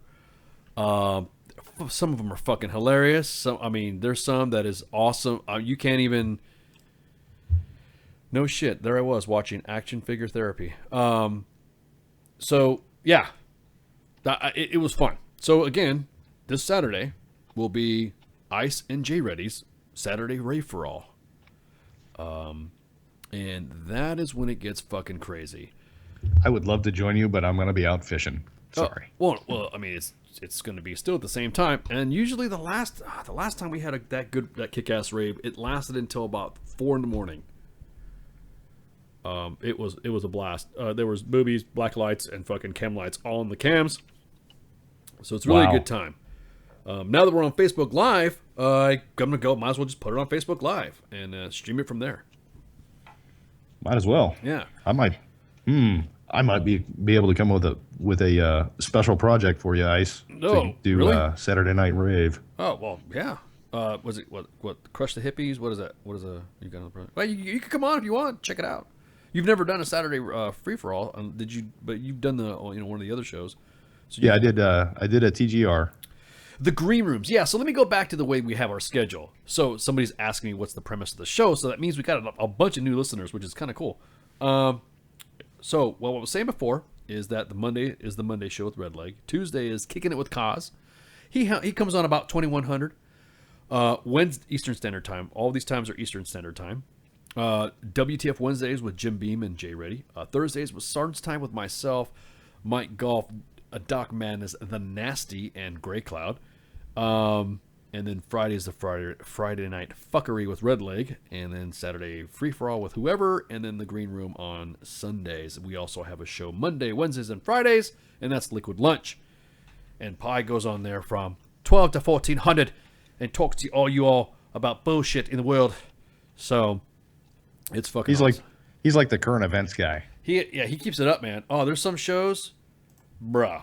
I just want to freaking. Oh, hey, yeah, thank you. I will do that right now. Hey guys, you gotta keep me up on this stuff. Let me jump on here and post this stuff right here for y'all. Oh, I know what you're doing. Yep, I'm posting some stuff on the radio page because somebody said it wasn't on there. So there you go. And it's shared. Sweet. So y'all got it on the radio page now. Yeah. So it's gonna be awesome. Night of the Snatch Walkers and Titties. That's right. Let me talk about what happened with the Night of the Snatch. We were talking about the Walking Snatch. Last weekend on WTF's The Snatch Walkers. Exactly. We were talking about the Walking Snatch, and everyone was like, "What the fuck are you talking about the Walking Snatch? And what does that mean?" The Walking Snatch. If I could pull it up in time while we're talking, we were talking about the women's protest that was happening in D.C. And we were discussing the fact that kind of defeated the purpose of them doing a march when they got vaginas on their fucking heads. They not wanted to be objectified. No, I mean, you guys would agree, right? I mean, it kind of like defeats the purpose. I am more than a vagina. Yeah, exactly. Well, they kind of put it out. This hey, this is how we make a pussy hat or pink hat or pussy hat or whatever. It was a taco. It was pink. It was a taco. Yeah, it was a pink taco on their hat. But they also have this this Meg beanie that they told you how to go online. It's the Women's Walk. I'm not shitting you guys on this, right? All right, I'm not. Shut up, Meg. And so everyone was wearing these fucking hats. So we were talking about this shit, and I was like, fuck, I was talking to our graphics guys. I'm like, you know what? Fuck this shit, man. Let's get some graphics up on this shit, and then we can see what's up. So right now I'm scrolling through, and I'm gonna put the graphics up in a minute from what the graphics department has done, and I busted out fucking laughing. I was rolling. So to play on the Walking Dead, we played on we called it the Walking Snatch, and it was very how can I say? Yeah, it was fucking hilarious. Sorry. Fucking laugh my ass off. Thank you, Jay Reddy. Yeah, exactly. The Walking Snatch. If you guys could look, hey, if you guys in the chat, could you find it for me, man, real quick. Raptor Mom, pull it up. Somebody pull it up in the fucking one of these multiple chats that we fucking have. Get on its stats. Get on its stats so I can pull it out and throw it on Facebook Live because nobody believes me now. I call whatever. I call bullshit. Yeah, whatever. No, it was like Night of the Living Snatch. Yeah, it was something to that effect. So I, pink vaginas as far as you could see. Exactly. There was a sea of vages all the way around. If you paid attention. The smell was horrible. You wouldn't understand. You weren't there. Exactly. What did you call it? Operation Desert. What was that? What was that one? That joke that you said? Oh, no shit. There I was, knee deep in the fields of Koreatnam. Koreatnam, exactly. I have to credit my son for coming up with that one. My son's in the Army too. Oh, awesome. Mm-hmm. He used to tell that, sitting around the backyard drunk telling war stories. No shit, there I was. Every serious story starts with that. He looks at me and he goes, "Dad, what? No shit, there I was. knee deep in the fields of Vietnam. Oh, dude, I fell out of my chair laughing at him. Now, where is your son stationed at? Is it? I mean, you're cool with giving him up a little bit where he's stationed at? I mean, I would be willing to tell you that he is an 11 Bravo. okay, that's good. I spent 21 years as a 19 kilo as a tanker. My son joins the Army as a infantryman. Maybe I'm not as kick-ass a dad as I thought I was. Nobody's perfect. Nobody's perfect. I failed. Nobody's perfect. It's okay. So, yeah, he's finishing his first enlistment now, trying to decide if he wants to re-enlist or not. I told him he's not married, doesn't have kids. He doesn't have to depend on the military income to take care of his family. He's got his GI Bill when he gets out. Just come on home, son. Wow, you're talking him out of it. Well, he did. I mean, he did his part. I only stayed in as long as I did to support my family. That was my first reenlistment was to support my family. The second one was to travel to Europe. The third one was to go back to my kids. And after that, it was just screw it. I've been in this long. I might as well retire. No, I hear you, man. I totally get that. I mean, some of the things you're gonna have to take a knee for just for your kids. It's what's it all about in the end. Because once you get out, man, that's who you have to. That's who you have left. You know what I mean? Yeah, and the kid's done. At the end of his enlistment, he'll have done 3 years, 17 weeks. And that's plenty. He's got all his fingers and toes. He's got all his benefits. He's done his part. He served his country. I really have no complaints if he gets out after this first enlistment. Okay, that's pretty cool. All right, cool. Yes, I'm gonna pull the fucker up. God damn it, man! I found the graphics I've been looking for. Jesus Christ! Just slow down. God, man. Have some patience. I know. Ice is old. He moves slow. Oh, great! Now we have another co-host that likes to throw the old jokes out. Now, thank you, Great Cloud. Now you got a buddy. Well, you could do the same thing. And what was it? Allie said earlier that my teeth would have been wooden. I was as old as George Washington. And if you're on the live chat, I've got my camera on. They're not fucking wooden. Well, go ahead. Tell. What do you mean? What do you mean? Go ahead. What does that mean? What does that mean? What does what mean? My teeth aren't wooden? No. What is not wooden? What? Go ahead. Who said that? Was that you, Great Cloud? No, I didn't say that. That was Al. Was it Allie or whatever in the Facebook live chat? That George Washington's teeth was not wooden, or you're saying that? No, she said that I was so old that I had wooden teeth like George Washington. Ah, gotcha. It was an old joke aimed at me, so you're not the only one that's getting the old jokes. Good. Nothing wrong with that. Okay, so yes, I have found the images, and I'm about ready to put them up on Facebook Live as soon as I get them popped up on the dealio there. Oh God. So anyway, we're talking about the walk and snatch. We're talking about the defeating the purpose of walking around with cooter on your head, and you're supposed to be not feel objectified, and so that's why you should not be walking around. Hang on, let me see if I can put this up here right quick. Let me see, what's that one? Oh no, that's wrong pick. That's Bradley Manning up there. My bad. How did that get up there? Well, that's a pussy too, so yeah. Why not? Or he wishes he had one. Now he's got to pay for it himself. Yeah. Oh, how do I take it down? How do I take it down? I don't know how to take this down. This is awesome. The walking. We're having technical difficulties. No, Please stand by. No, exactly. We're good. We'll be good. Hang on. Okay. Pew, pew. Andy, I'm such an old tanker. I started off my career riding dinosaurs with sticks. That's right. Okay, so this. Oh, there he is, GI Jerk. Yeah, that's it, GI Jerk. Shouldn't that be Bergdahl, and GI Jane should be Manning, right? Yeah, exactly. Okay, so the next one, the graphics guy knocked out the walking snatch. So if you guys want to check it out, it's right there on Facebook Live, and it gets funnier. I shouldn't say funnier. If you want to say it's funnier or not, that's no big deal. So, but the next thing you know, the other guys did another one, and it was more of a, how can I say, played on the Fear the Walking Dead, fucking graphics or play on that shit. So what the graphics guy did is they did a Fear the Walking Snatch, which was covered in it showed how the scenes on The Walking Dead of Desolate, the Fear of the Walking Dead, they have scenes where it's desolate. It's a skyscape, and there's zombies inside, but can't quite tell what it is. So the graphics guy came up with another one called Fear the Walking Snatch. And so that one right there posted up, which is making the rounds in our chat. Everyone's like, ha ha ha ha, very funny. And that's what was posted on that one, making fun of Fear the Walking Snatch. So if you go up on Facebook Live right now, it's being posted. Both images are being posted right now. The next one was Sorry. You can laugh, man. It's okay. It's okay. It's not breaking no radio code and shit. I just really want to do the like the intro or some shit.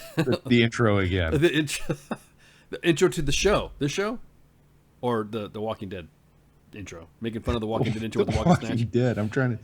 Oh my god! I just totally blanked on it. Previously on the Walking Snatch.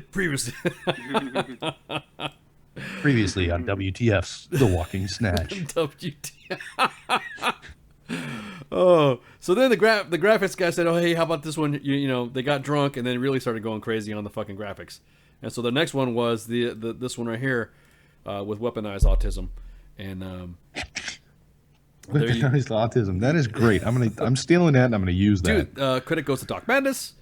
It was just free flow. So there you go. Fear the Walking Snatch. Yeah, we're a little provocative. Whatever. If you don't like it, that's just the way the graphics are. Just the way it happens. Hey, if you're listening to this show and you got a button, we're gonna push it repeatedly. Oh man. So there it is. So you got come over to the radio website and see a link, and you can get a private chat with people there. Yeah. Okay. Exactly. So WTFNationRadio.com, where you can jump in the chat room, register, log in, and you can see some cams and all that. So, what were we talking about? Make sure you enter your credit card information when you register. Yeah, we totally got fucking sidetracked, man. We're just talking shit, and next thing you know, we got. I know.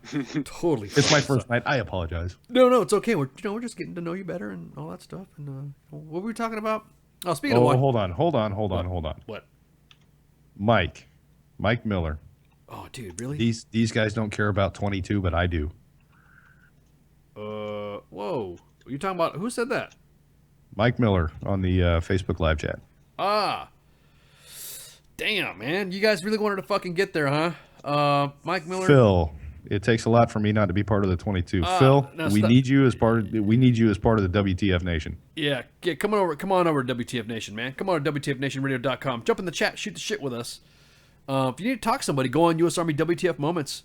PM the page, man. Absolutely. PM the page, and then hang out what's going on. If you need to talk to somebody. Typically you'll end up talking to me.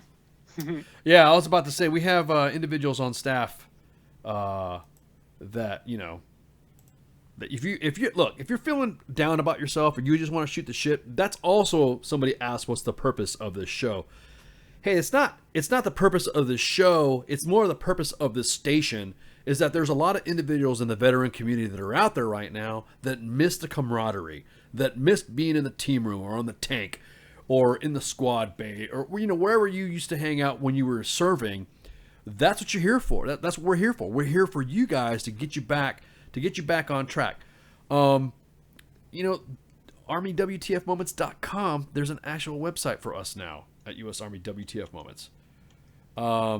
So yeah, you jump on that. There's resources on there. We're going to start building a jobs page. If you look at the site, you can slowly see it start to get together. It took a while for it to get designed because there was a lot of stuff that we had to make sure that, as far as the security goes of it and the content was.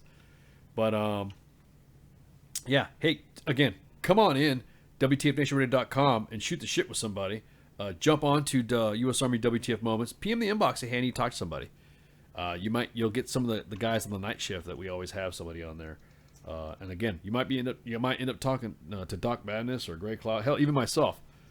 Or me now that I'm here on board. Yeah, you can go on there and we'll keep you safe and happy. Yeah, thank you. Well, thank you so much, Phil. I'll give you a virtual hug.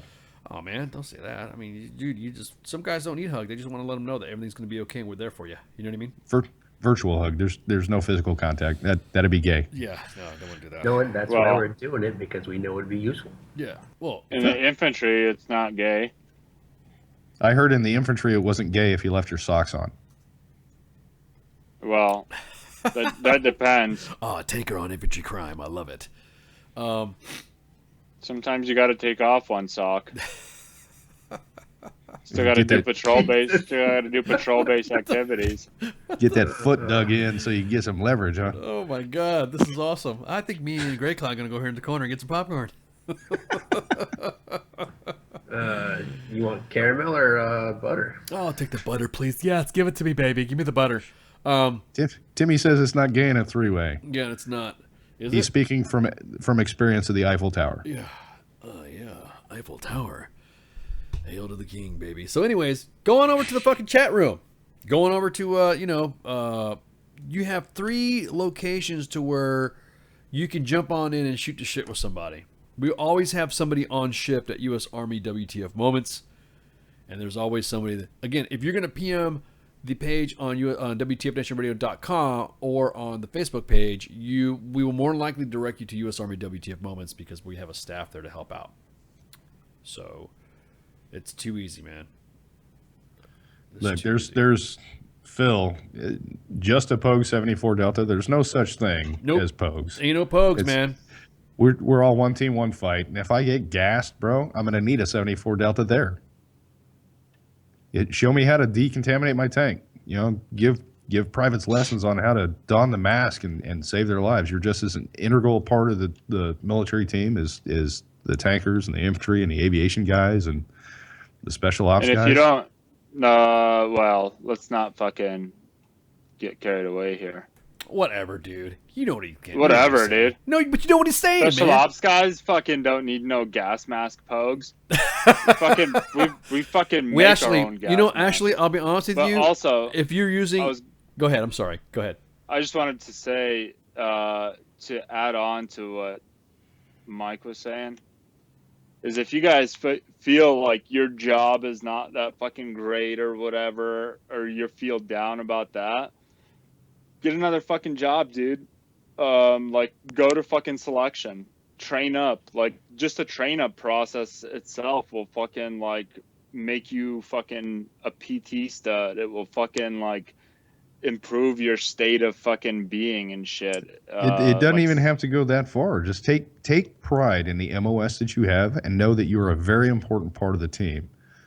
Signal, I give those guys shit all the time. I get it. I mean, like, that's fucking, some people just won't be able to. Like, for me, I came in as a grunt and that was not enough. And so that's, I'm just putting it out to fucking as another venue for people, besides if they just can't fucking deal with or they got forced into an MOS that they just had to take because that's the only way that they could get in or whatever. Oh, yeah, absolutely. I as a recruiter, I had to force kids into jobs I didn't want, and it wasn't my fault. I didn't lie to them. I had a guy that wanted to be airborne infantry, and for some reason, infantry training slots were closed. So I put him in the next best thing. I made him a rigger. And as soon as he could, he reclassed to 19 Delta. It's if you don't like the job you're in, be the change you want to see. And if that's not possible, take pride. If you're a cook, dude, take pride in the fact that you feed an army, literally. Dude, man. Or go to selection. Or go to selection. Or go to selection. Dude, or change your, like you were saying before about you. That's open to everybody. Yeah, and it's open. Well, not to mention the fact that anybody, I mean, even if you're out, when you're out, don't feel like you get closed in. That's what WTFNationRadio.com and U.S. Army WTF Moments was for. It's for the active duty and the veteran community, for you guys to come to it for just exactly that. Hey, I'm feeling down. Fuck, man. Well, fucking, I need to talk to somebody. Well, okay, cool. Bam, bam, bam. Hey, you doing all right? Yeah, I'm good. Don't be singular in that stuff. It's kind of like a two-way street too. A lot of guys want to say that they're part of the veteran community and they did this and they did that and they did this and, you know, they want to be involved. Be involved. We don't mind that. Shoot the shit with us and all that stuff. Come inside at WTFNationRadio.com. I tell you what, you come in Friday Night Fuckery or Saturday Free For All and you seen boobies, that cheers me up a little bit. If you don't see boobies, I'm disappointed. Yeah. Oh my God, yeah. I mean, I'm sorry, man. You just picked the wrong night to watch. Yeah, it's okay. I mean, you can still listen. I'm obviously going to be on, Facebook Live or whatever. But we have the resources. We also have on the WTFNationRadio.com link. If you want to go ahead and shoot the shit with us and talk about some of the shit we're talking tonight. 415-889-8367. The Blivet Brigade. Yes, the Blivet Brigade. I am the founder of the said Blivet Brigade and Raptor Mom's commander. I was educated on the Blivet Brigade earlier tonight, and right. I can't even say I'm mad. I'm really quite impressed. Exactly. Military One Source. Jump on that stuff. You just go on the webpage. Again, if you have the ability to contact somebody on a phone, a smartphone, and all that, then reach out. Just reach out, man. But anyways.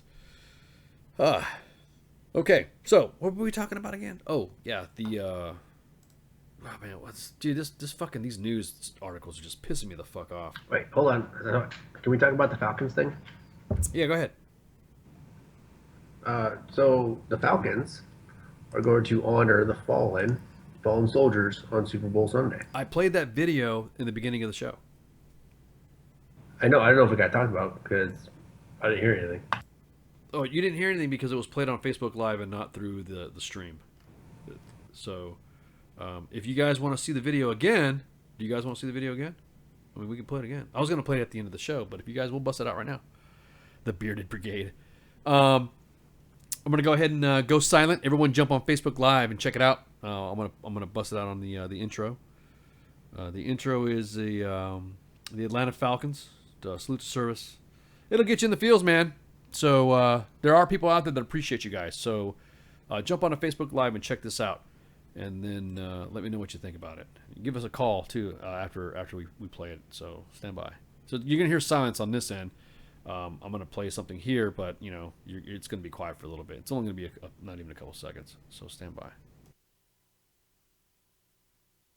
I'm Matt Ryan, and we play for John Tanner. We play for Barbados, Jonathan Ayers.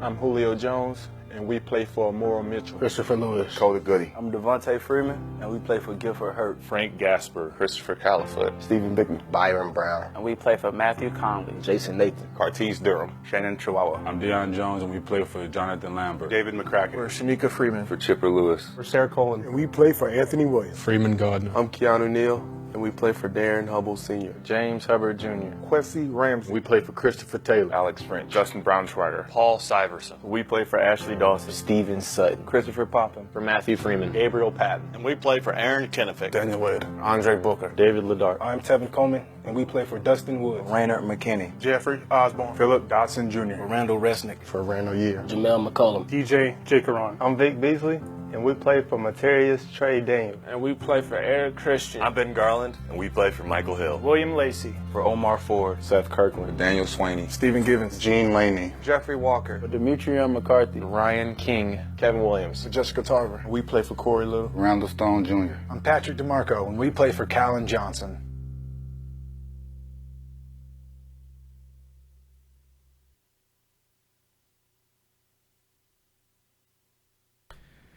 All right. So that was the salute to service by the Atlanta Falcons for this Super Bowl coming up. Fucking A, man. That was some good shit.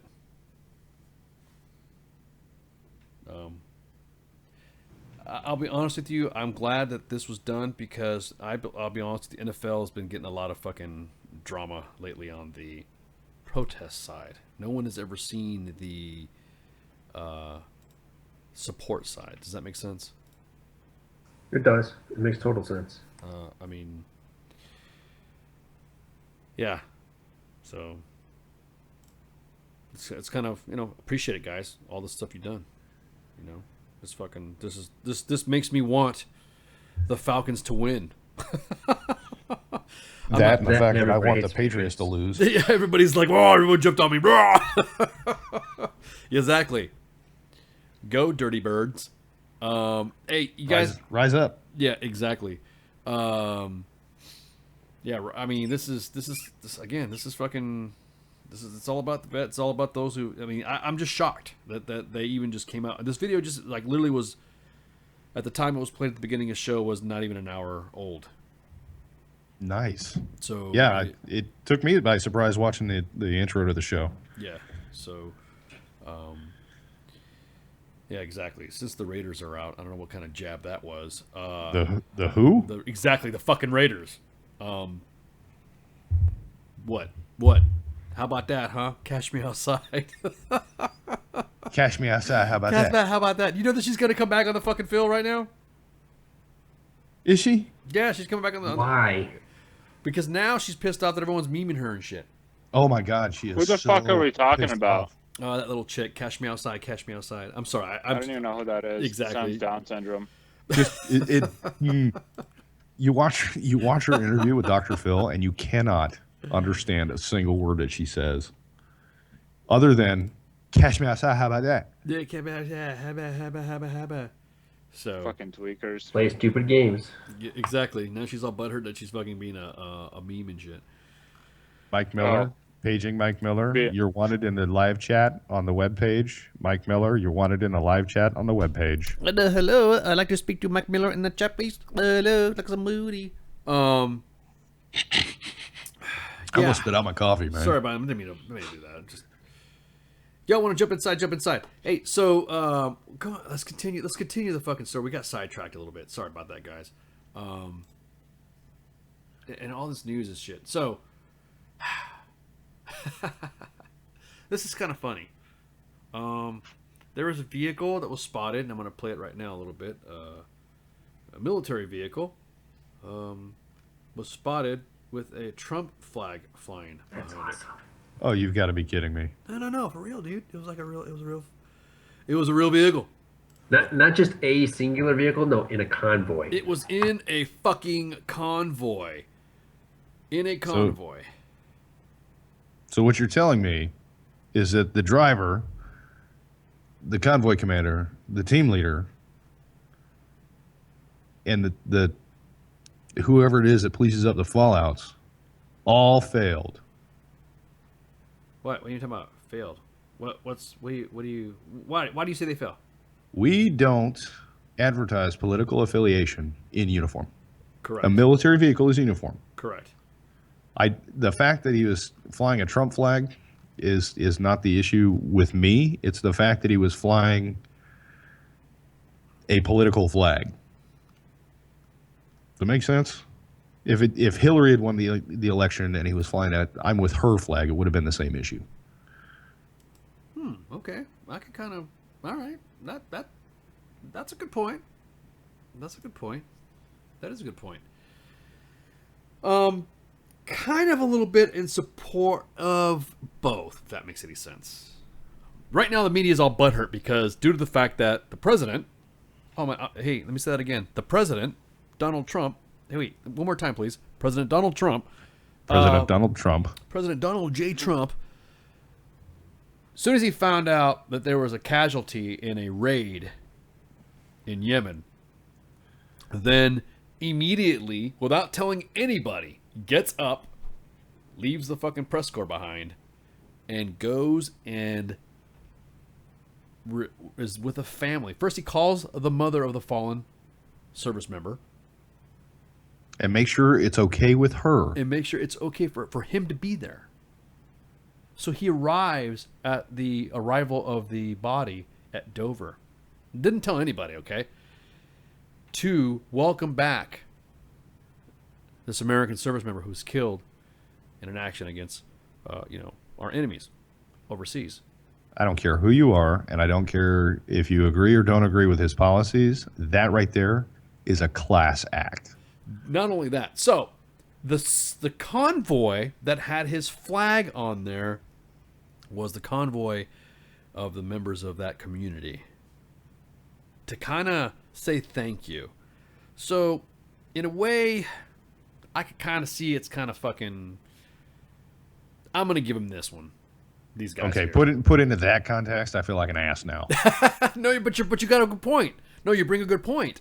The point being is that we're not allowed to, you're not allowed to display or show any type of political affiliation in uniform. Okay, you're right. However, he is the president now.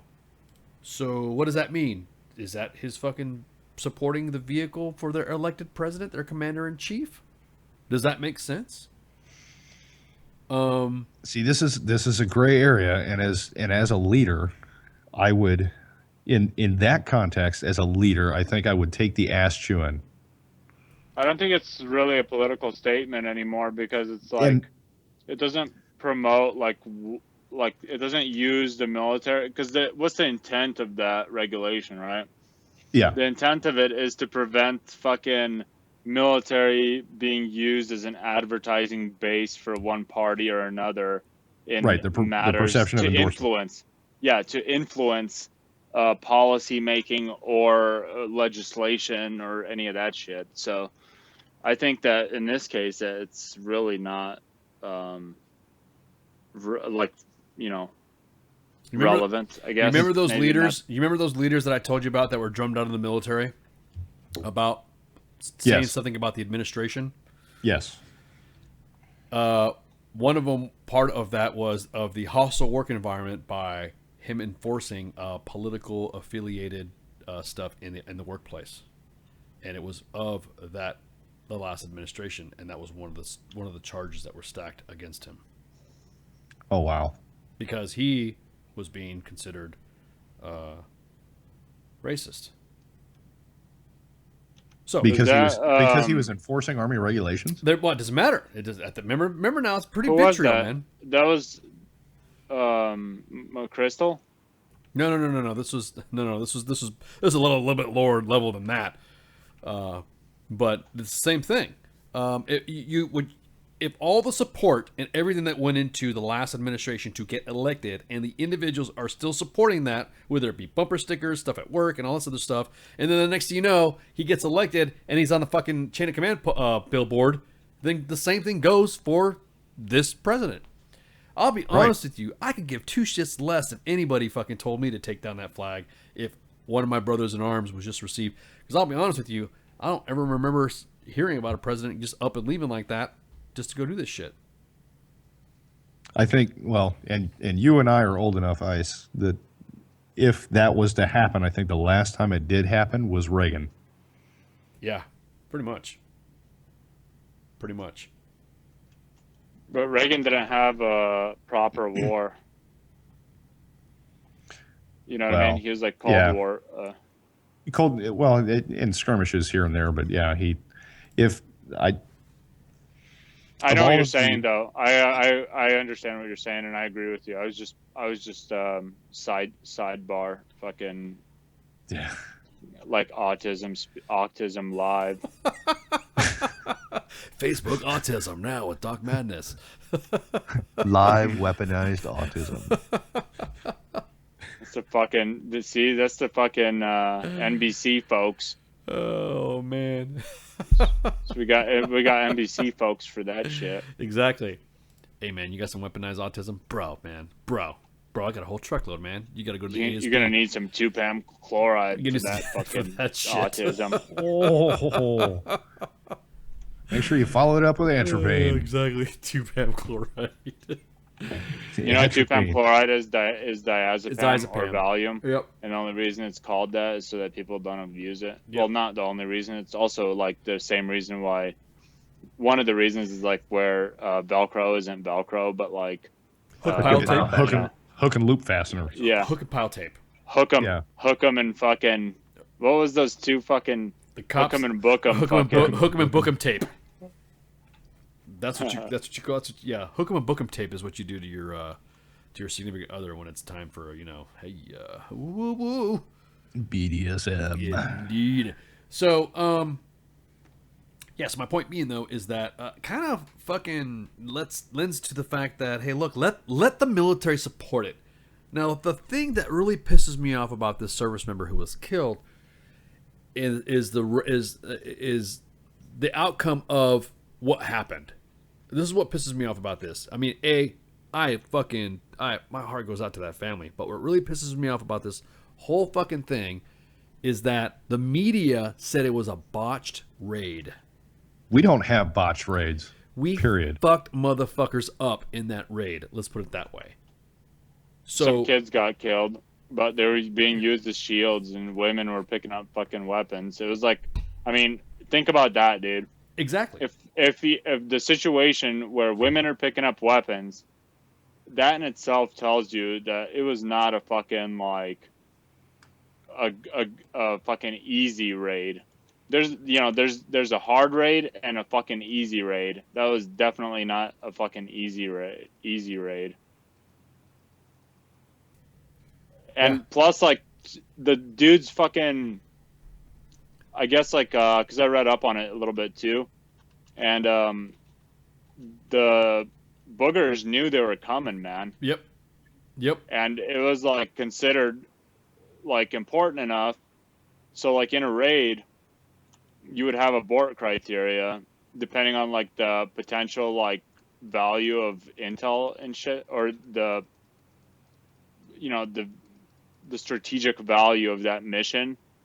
If it's not like high enough, or if it's not that high, then getting your infill compromised is typically abort criteria. So that means that there was like expected to be some like serious benefit from conducting that raid in the first place. And the thing is that, yeah, we're not gonna fucking know what the benefit was, because that shit shouldn't be known. That's fucking, it's called intel and it should be fucking secret. Right. Well, that was the next thing I was going to go into. Hey, armchair quarterbacks, shut the fuck up, okay? The guy was KIA and he was killed in action. That's it. That's all you should need. You don't need to fucking know what happened. There's just some things that happen in our military that don't need your fucking approval to conduct these operations. I'm tired of the fucking armchair quarterbacks, man. It's like, holy shit, you got blown up going to get omelets? You're a fucking idiot. No. I was going to get omelets. My guys had been working for 6 months straight. They deserved omelets. I got blown up. Shit happens. Well, no, but what I'm talking about though is the fact that they're quarterbacking the raid. They're quarterbacking the armchair quarterbacking, just everything that happened. And it was a subject that we talked about in the beginning of the show. You do things in the combat zone like you would do in the rear when you're doing training, when you think about it. Exactly. Hey, you gonna go to food run? Yeah, let's go to food run, man. Let's go. Well, fuck. You got any fuel in the truck? Yeah, all right, let's go get some. All right, let's go. All right, hey, man, golf. Let's go. All right, bro, come on, let's go. Where you going? Fuck, bro. Let's go get some fucking omelets. Well, fuck yeah, let's go, bro. Let's do it.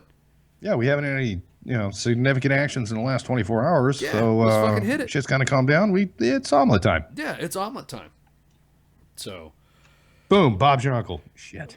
Yeah, there you go. So, I'm just so fucking tired of the fucking drama with this shit. Shut the fuck up. Yeah, we need to, the whole idea of having media embedded and close coverage of all this stuff. Let us go do what we need to do. Don't tell us how to do it. So long as I achieve the commander's intent, you'd be surprised at my methods. Yeah, but that's individual leadership based. Like, I mean, like down to a company level, even potentially. That if you have a fucking micromanaging fucking degenerate fucking scumbag as a company commander. Well, and it goes higher. It goes higher than that too. I mean, look at the. No, I mean it starts at company level. I think potentially it starts at platoon level. You could have some really toxic fucking leadership at platoon level too, but.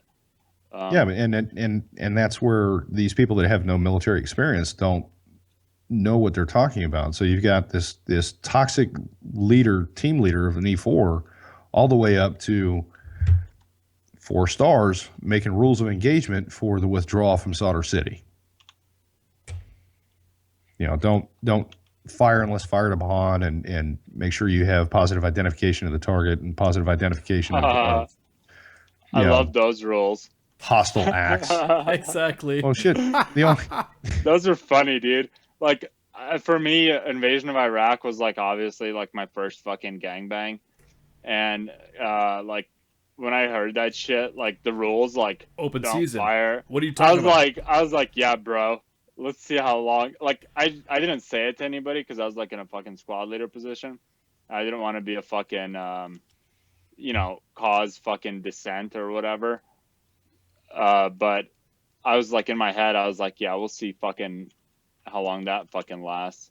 These motherfuckers that are putting out the rules were the first ones to shoot dudes carrying fucking PVC pipes and shit. Yeah, like or like fucking cameras plumber going to work gets fucking smoked.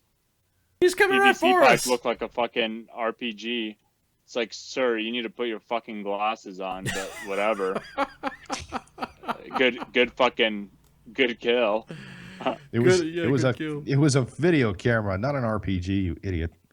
And it's the collateral murder, the whole thing that exposed Manning, that put him in jail. That was all armchair quarterbacking too.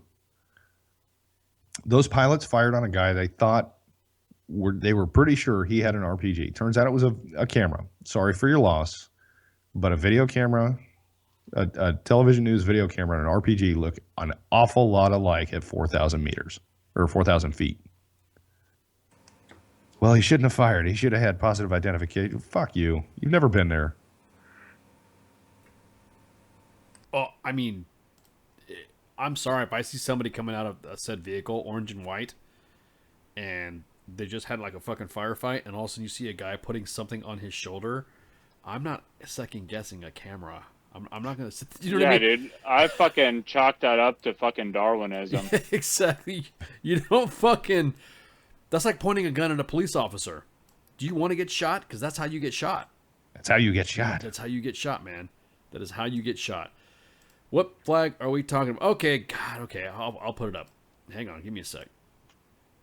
So right there, if you go ahead and look at Facebook Live, you'll see the said military vehicle with, right there, sure as shit, big old Trump flag on the fucking hanging off the back of it. So, yeah, that's it. That's a picture of the vehicle right there. Hey, man, who cares? I mean, what if it said Obama? Well, what would have happened if that, if it said Obama?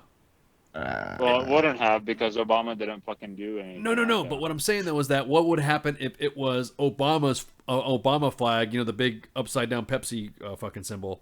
What do you call it? So here's another question that I have. It is the Trump campaign flag. Yeah.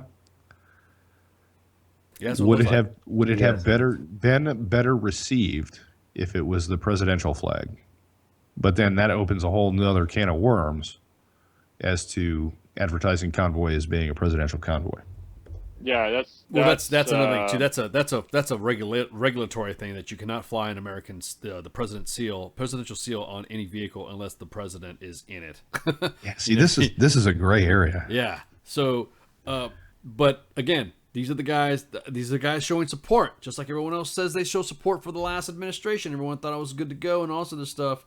I remember a fucking colleague getting busted for fucking saying he was taking down, the political rhetoric, and he was like, "No, you're a racist. You're creating a hostile work environment," when he was doing the same shit, and he got busted. I'm like, "Fuck, man." So where do you draw the line on that stuff? Everyone's like, "Whoa, what are you going on? What's going on?" Robber. Yo, okay, everyone's freaking out because put the fucking flag thing on there. Okay, here, I'll play it. Standing out here yelling rabble, rabble, rabble isn't going to help anything. But we don't know what else to do, Mayor.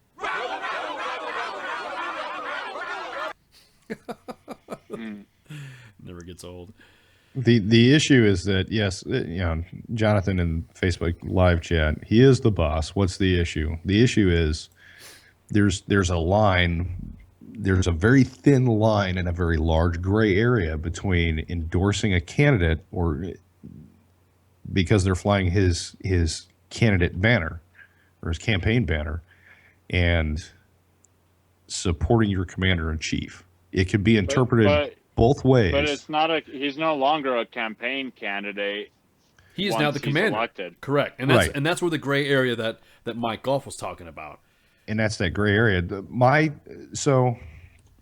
For as far as perception goes, yeah, it can be misinterpreted and it can be used by the media to make it look shitty. But as far as like regulations and the law, the letter and intent, then there's nothing wrong with it. And see, that's where my judgment as a leader would come in, is the perception is reality. If it's an and I opportunity, totally agree with you. Yep. Yeah, if it's an opportunity for the media to spin it the wrong way, then hey, take it down. I understand the sentiment behind it, but there's too much. It may be legal, but it still can be used negatively against friendlies, more or less. There are people that are actually an investigation's been opened up on this convoy. That's fucking stupid. There should be nothing to investigate. The Navy. I was about to say. Well, go figure. That's why. Fucking. Then first the fucking CrossFit, then the Cox and the AIDS. What the fuck are you talking about? Wow. The Navy. You're gonna bust out Tailhook there. I was about to say. Oh wow, that's bullshit. Oh man. If it was the Army and they were infantry, we'd just pull the driver out, skull fuck him, and put him back in the truck and continue on with mission. Throw the flag on his face. Pretty much. Shit. That flag. Shut up. They don't fucking try to fucking misconstrue shit. Yeah. Hey, shots to your brother, man. In the Facebook Live chat. Yeah. So the way I see it, though, again, you're right, Mike Goff. It's one of those gray area items that you're just kind of on the. Man, yeah. It's gray, but again, he's elected. He's now the commander in chief, and it now shows support for the commander in chief. You know what I mean? That's that gray area. You know what I mean? I understand and I get it, but I see what you're saying. If I'm in a leadership position, I'm going to side with perception. The perception that it's a. Jesus, you got me at a loss for words. I haven't been at a loss for words all night. You got me at a loss for words. Action, the action itself is provocative in nature, and so even though it may be technically legal and there may not be anything technically wrong with it, but it is it's perceivable that it's gonna fucking piss people off. It violates UCMJ code. UCMJ Article 134. It's a touchy subject. That is prejudicial to good order and discipline. It's a touchy subject. Hey, if you want to fucking call, if you want to call the phone, give us your fucking input. Phone lines are open 415-889-8367 if you want to shoot the shit. Good conduct and discipline. Damn. Dude. Yeah, that's you want to come at me? You better bring your UCMJ manuals for court martial. I haven't been fucking word fucked like that for a while, man. Mike Goff is a tanker, so not he just saboed not with that article. Not with that. The general article. So here's a question for you, Mike. Yes. Campaign's over. Yes. That is the campaign flag. Yes. Can they still be in violation of the Hatch Act? See, that's the gray area. You just. What's the Hatch Act? Oh, you just pulled it. Oh hell, I love you, Gray Cloud. Pulled it out of your ass on that one. The Hatch Act is what bars government employees and officials from officially campaigning or endorsing a candidate for any. Well, yeah, if he's elected, he's not fucking. You're not endorsing him anymore. It's okay, under. But okay, so so it goes back to the fact that that's his campaign flag, right? And there's so much gray with this because we are not in campaign season. We're not in any type of season for this, but the Hatch Act still stands. Yes. You know, they could say that fucking he still has a potential second term. So are you ready for another Sabo round? Uh-oh. Oh shit. Here we go. The tankers will go. Go ahead. Go. Dude, what fucking bowels of Sergeant Major's Academy did you fucking dig through to find this guy? This goddamn fucking regulation. What are you talking about, bro? Great Cloud was the one that brought up the Hatch Act of 1939, which is an official act to, prevent fucking political activities. Bro, I've been begging for a job with WTF Nation Radio for 2 years now. Anyway, here's your Sabo. Here's your Sabo. Send it. Look very closely at that picture and tell me when it was taken.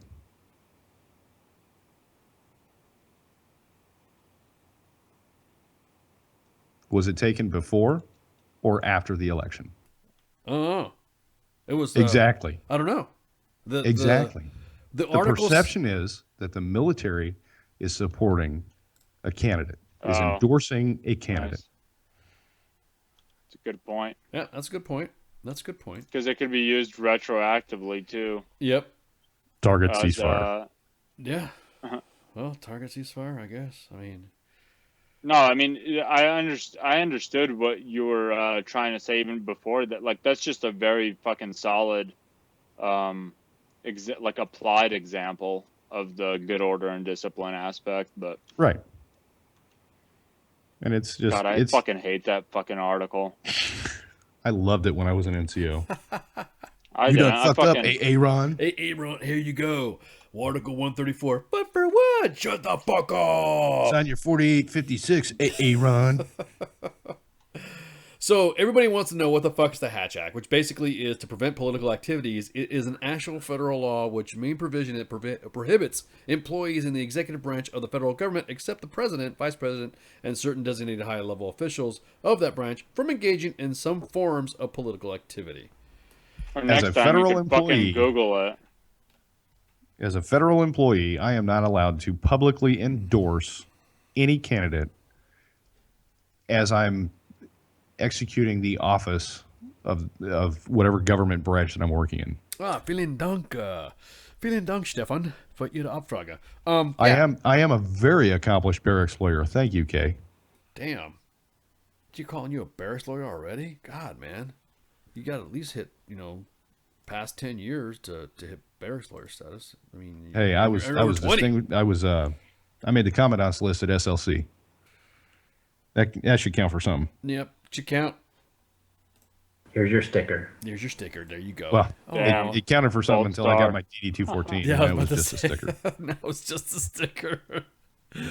Oh, here's your gold star. If you want to call the show, 415-889-8367. So you can talk shit. Gold star gets you a free train ride and a free shower. Jesus. Wow. Damn. All right, Great Cloud. What were you going to say Again, before we got that? With the Jew jokes. Yep. It's kind of my thing. The walking meme. Go ahead. What's up, Great Cloud? What were you going to say? To continue with the Hatch Act really quick, it also applies to contractors that work for the federal government. Even though you are not, yes, it does. Even though you are not an actual govie and or soldier, you work for the United States government and therefore are subject to the Hatch Act. So I can't go out there and say, as an employee of KBR, I support Jill Stein. Correct. You would be in violation of the Hatch Act. Wow, I did not know that. Because they tied you, the contractor, to the government, because that's who you work for, that's who your customer is. You're subject to the Hatch Act as well. Well, since we're talking about all these laws and the Hatch Act and everything, maybe we should send Sarah Silverman a copy of the Posse Comitatus. Oh, Lord, you done made the Posse Comitatus. Let's talk about the Insurrection Act, too. Oh! Add the Wikipedia page to the Waco fucking massacre. It's Damn. No big deal. Yeah, no big deal. Fucking David Koresh that bitch. Send in a CEV with an incendiary grenade. No, Posse Comitatus is not a fucking STD. Anyways. Yo, speaking of, Syphilis? like split between going into bestiality or fucking asking about this fucking prison hostage situation. Oh, this should be interesting. Go ahead. I'm gonna go with the prison thing. That was like yesterday or the day before. There was a federal penitentiary where the prisoners took a bunch of guards hostage. Did we fuck, I'm gonna Google it. Stand by. I don't know what happened of it. I was wondering, like, because if it escalated, we would have gotten to see the FBI HRT team in action. They went in. They did go in. Go ahead. They went in and they saved one of the hostages, and one of them was killed. Okay. Who actioned it? Was it the HRT? I don't know who it was. All I saw on my feed this morning was that one was injured and one was killed. One was the injured guy was saved, and they had one casualty. Of the hostages, now the prisoners all need to be hung. Well, Automatically, shot him, like, on entry. Automatically, exactly. Automatically, motherfuckers like that in that type of situation should just be shot. Period. Exactly. Just there's no. Well, yeah, dude. Button hook right. Fucking give him a fucking lead salad. That's it, all the way. I mean, well, let me read what the official statement is. That Delaware prison officials said Thursday morning that one hostage is dead and the second is alert and talking to after authorities went into a building of the James T. Vaughn Correctional Center. The state's why keep them alive? Like, do you want to know why they did it? Like, they're fucking prisoners, bro. Like, the motive is pretty fucking clear. You're not going to get any intel. Well, Delaware is also a pretty boring state too, so it's probably fucking, whatever. I'll be honest with you. They're fucking. They should all be taken the fuck out. Speaking of bestiality. Anyway. Indeed. That's all I got. Oh, so you want to know if there was some David Koresh action like they had on fucking the Waco? Yeah, dude. I want to know who actioned it. Because it's like, that's something that I figured would have been actioned by national HRT team. And those dudes are like fucking like yeah, stop resisting and they fucking shoot. Well, I don't know, like I don't really know because I do know that they're fucking like a much smaller unit than Delta. Yeah. And they really have the fucking ability to fucking let people go for the slightest infraction. So their accountability is much higher there as well. Like every round that goes down range is like supposedly like accounted, like strictly fucking accounted for and AAR afterwards, Oh yeah, you're talking about I know what you're talking about now. Yeah, I don't know. I don't know like because wondering it was a state. It's a state prison, so I don't think that would have been an issue. Usually, when it's a federal corrections facility, that's when HRT rolls the fuck in. Okay, that's what I thought it was. I thought it was a fucking federal prison. Yeah, no. That's why I got all excited. No. It just really said anything about was the Department of Corrections facility there. Yeah, it really didn't say anything. They were just talking about the investigation suggested that disturbance occurred around about 10:30 a.m. and then that's when everything started happening. One inmate claimed that he was hostage over the phone and saying that hostage takers' grievances included President Trump. Donald Trump. No, for real, man. They should have fucking been shot on sight. Hey, why? So was this a dress rehearsal for Berkeley or? Fuck, I don't. They're upset that they didn't get their vote. One inmate said in a call that Donald Trump, everything that he did, all the things that he's doing now, we know that the situation is going to change for the worse, and we know that the institution is going to change for the worse. Bitch, you're in prison, bro. Oh, yeah. You're in prison. Exactly. It's like, dude, you fucking lost your fucking say when you do your time and fucking get the fuck out. Bang the goat. Do your time and get the fuck and out. There was a collective laughter that rose from Maricopa County jails with Sheriff Joe Arpaio. Oh man. Yeah. All those inmates laughed and went, could be worse. Yeah, exactly. Shenanigans. Yeah. Hey, so if you want to call the show, give your want to spit something out and say, hey, what you feel about the naval Humvee flying a Trump flag or what's going on in Delaware. Just some fucking drama about the celebrities talking about a fucking coup that ain't gonna fucking happen. Just jump in and Navy Humvees. Immediately the question that comes to mind is what were they doing out of the kitchen? Yeah. Yeah. You mean the Navy? Oh, I just got it now. Burn. Fucking chemical burn, CBs. Oh, yeah. This comes all the way back to potatoes again. There we go. They're hydroponic. So how is Dude, your hydroponic? all fucking roads lead to potato. Oh my god. Oh man. Yeah. Hey guys, if you're not qualified to help somebody out, don't do it.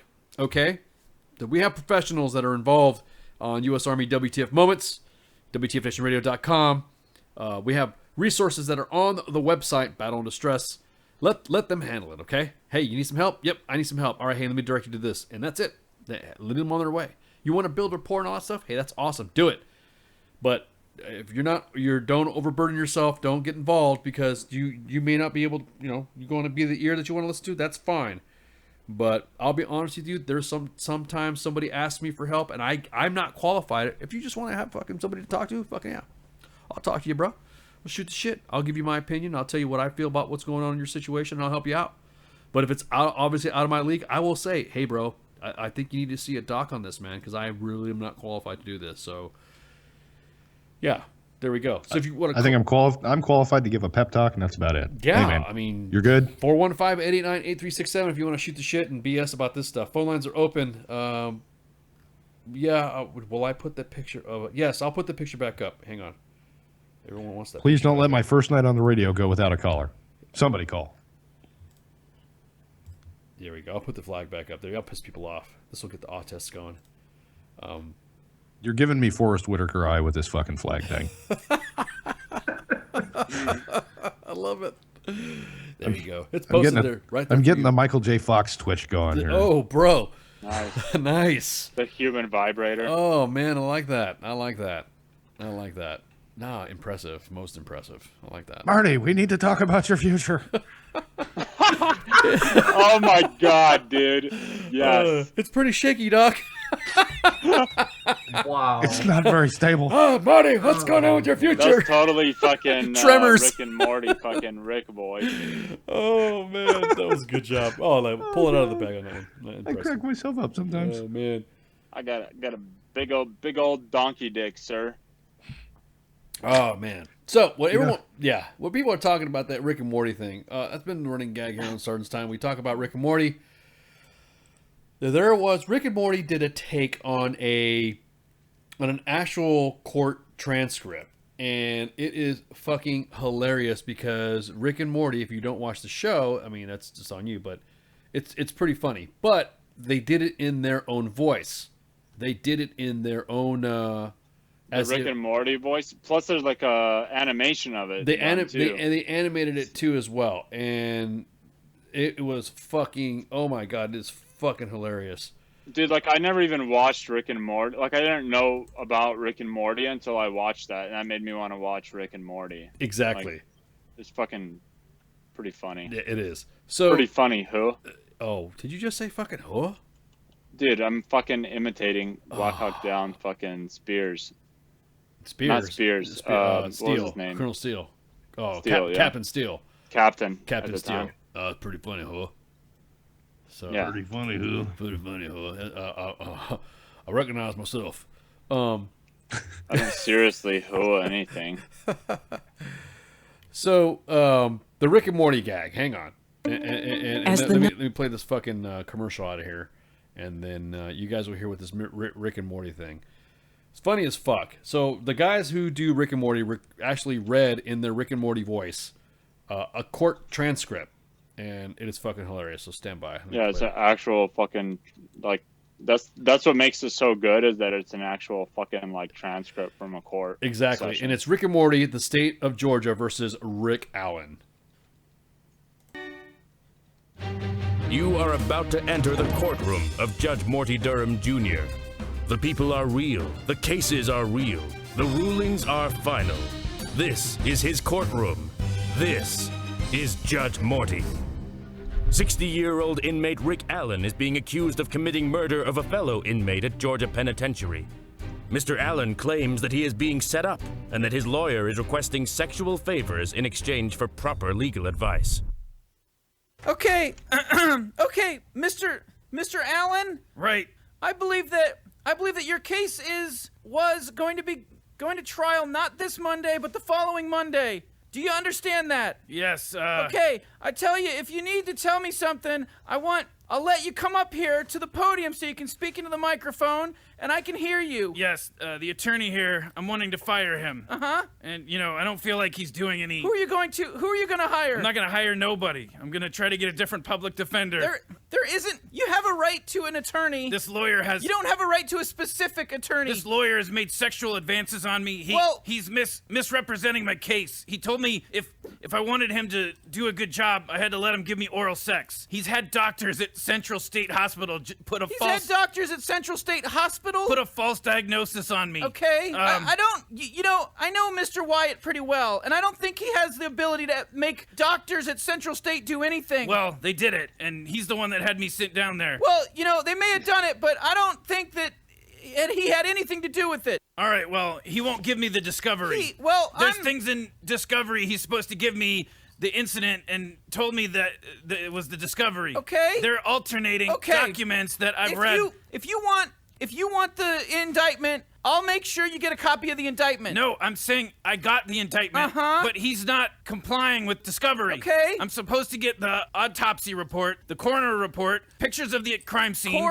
Coroner report? Criminal background records. I want... Is this a murder? In the county jail. Okay. Yeah, I'm supposed to get the criminal background records, investigational summaries. Mr. Wyatt, what discovery do you have? I've given him everything I have. You've given him everything you have? Yes, sir. He's given you everything. This is a murder case, and this is a murder case, and you're telling me the only thing on discovery is a 4-page indictment? I don't think he's saying that. I think he's saying he's given you everything he has. He ain't giving me no autopsy report. He ain't giving me no coroner's report. He ain't giving me... Well, it may be that he doesn't have that. I don't know. That's what I've been trying to get. He didn't give me pictures of the crime scene. I've seen other people go to trial on murder charges. I've seen what you're supposed to get. I'm not going to work with this attorney. Well, it's not gonna happen. I'm not going to trial with this attorney. So this goes on for a while, and he's going off and talking shit, and it goes for quite some time. 10 minutes. Yeah, it's about 10 minutes long. But it starts getting fucking funnier because the guy starts losing his shit on the judge. Let me tell you how this is gonna work. You ain't gonna tell me shit. Listen. Suck my Shut up. Listen to me. Suck my you man. Listen. Suck my You will be here in the court on Monday. You'll be here sucking my You will listen to me now. Go yourself. Okay, I'm going to tell you how this is gonna work. You either listen or not. I don't care. I'm through. Can I leave the courtroom? No. No, you've got to stay here. No, I'm not talking to the bastard. We are going to have the trial Monday week. No, we are. I ain't going to trial with this lawyer present. Listen, if you do not... Suck my you stinking ass cracker. If you act like this, I will send you out of the courtroom. Old bitch ass cracker. And leave you out of the courtroom during the trial. Horse ass cracker. Do you understand Horse that? Ass sucking ass. Do you understand that? Anyways.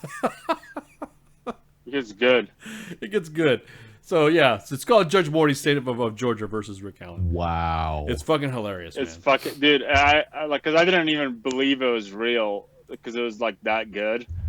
Oh, so I dug around on the internet and I found the actual transcripts and like fucking it's real. It's real. You have the right to an attorney. You don't have the right to a specific attorney. It sounds like my Service Member Civil Relief Act lawyer that I had for child support while I was in Iraq. Oh my God, California, child support stuff. Yeah, oh she went up to the judge and she was like, "Yeah, he's not here." Oh. God. Okay, well, he's paying this much in child support. Okay, I'll send him the information. Thanks. That was my legal representation. Fuck, man. And then I got a bill for $1,800 a month. God damn. 1-800-DEPENDAMAX. Oh my God. You talk about, she is. So how many times you been divorced? Twice. Amateur. All right. Anyways, so. Wow. I didn't know it was a competition, but okay. It is, bro. No, he does have he holds the record. I have a plethora of the exes. You know what I'm saying? So. I got two. I got one that I still got to deal with until May, and another one I haven't seen since 2006. Oh man, God. Phone lines are open 415-889-8367. Jump on anytime you guys see a promotion on the U.S. Army WTF Moments Facebook page. You'll also see you'll notice that we got Infidel on there now, so we're balling now. Infidel's hanging out with us and shit. Pretty good stuff. This just in from Jose. Oh shit. Jose says, hang on. It looks like something's happening. Ah, okay. I will say this right now, and I will not blow anything else. Looks like Jose's getting his DTS ready for the Far East. There we go. You heard it here first. So there you go. The Far East. WTF Nation Radio exclusive. Yep. Oh man, dude, that's like another bumper right there. That's another sound job. Another WTF Nation exclusive. Breaking news from WTF Nation Radio. I'll keep doing them all night long. Like I said, my dream has always been to be a radio DJ. Well, you're a co-host, man. You're not a DJ. We're not playing shit. We're just talking. Fucked her right in the pussy. Yeah. Oh Wow. my god, I love it. Yeah. So I was prior to being in the Army, I was a ninja, but I like to hear myself talk a whole lot. So I like tacos too. That didn't work out too well. Oh no! Oh, you said talk a lot. Is that what you said? Yes. Oh, I thought you said tacos. So. Yeah. Mexican Ninja? Mexican Ninja. Mexican Ninja on the next episode of Mexican Ninja Warrior. And following the WTFNationRadio.com's episode of The Walking Snatch. Dude, we could have a whole TV lineup. We could, man. It'd be the Mexican Ninja Warrior would be hosted by Jose. Yeah, exactly. We don't like to talk about stuff on the air because, you know, they do say that imitation is a awesome form of flattery. You know what I mean? So sorry. We kick off project. No, it's okay. I mean, you can say that shit. It's fun. Talking shit. At least we have it recorded and where it came from. Yes. So, I mean, we don't hold a copyright, but I'm just saying. Yeah. What were we talking about before? Oh, yeah. So this whole fucking, this flag thing. I know it's going to make you get Forrest Whitaker eye. Hey, man, the way I see it as the Commander-in-Chief going out, and this is my opinion, of course. Commander-in-Chief comes out and sees respects the fallen and meets your teammate who was killed in action on the at Dover. I mean, come on, man. There's nothing wrong with throwing some props up. I don't disagree.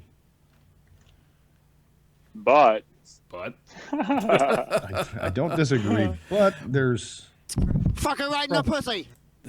Yeah. You got me. But yeah, see, that's what Sergeant's Time is all about. That's what this. Not everybody has to agree with anybody on this thing. You know what I mean? Doc Madness has his stuff. You got your stuff. I got my stuff. You know what? I don't agree with your opinion, and you suck. And now I'm going to go outside and flip cop cars and set shit on fire. See, there you go. But dangerous faggot. You sure that big old donkey dick is gonna fit in there? What the fuck is with the donkey dick? That's like he didn't get to that donkey dick part on the Rick and Morty. No. Yeah, just watch the Rick and Morty like thing. That's my favorite fucking part of it, dude. It just gets fucking ridiculous. Oh man, I got a big old donkey dick, sir.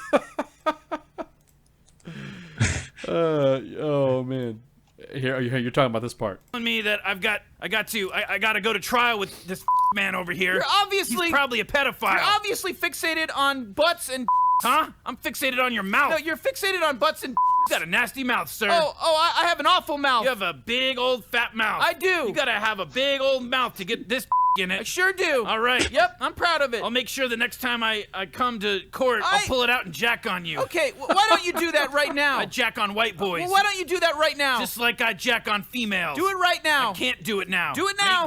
I ain't got. I don't care. Take off the cuffs. How many hands do you have to do it? Take off the cuffs. Come on. No. Jack off. This is kangaroo court. Come on, jack off. This is kangaroo court. Jack off right now. Are y'all getting this? Yeah, they're getting it. I'm gonna make sure this guy done called me stupid. This motherfucker done told me he was gonna suck my. I did not say that. You wanted me to him in the butt. I did not say that either. You're a real nasty ass judge. I am indeed, and you're going to find out how nasty I really am. You'll find out how nasty I am when I murder your whole family, bitch. Okay, that's fine. You know, you'll be in jail so long you won't have a chance. The babies will be going, Daddy, help me. Aunties, aunts. How can I have grandkids if I don't have any kids? Brothers, sisters. Stupid. You know, you're just completely have no idea of the English language. If you're not gonna suck my sir. I don't want to be here. Okay, I've enjoyed this. I hope you have. I know everybody else in the courtroom has enjoyed it, but you can go now. And if, all right, well, if on Monday week this happens again, you will not stay in the courtroom. Suck my sir. Okay.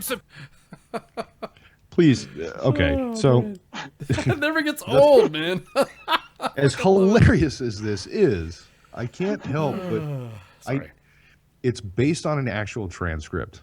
Right? Yes, they opened up a transcript from the state of Georgia and just started reading it.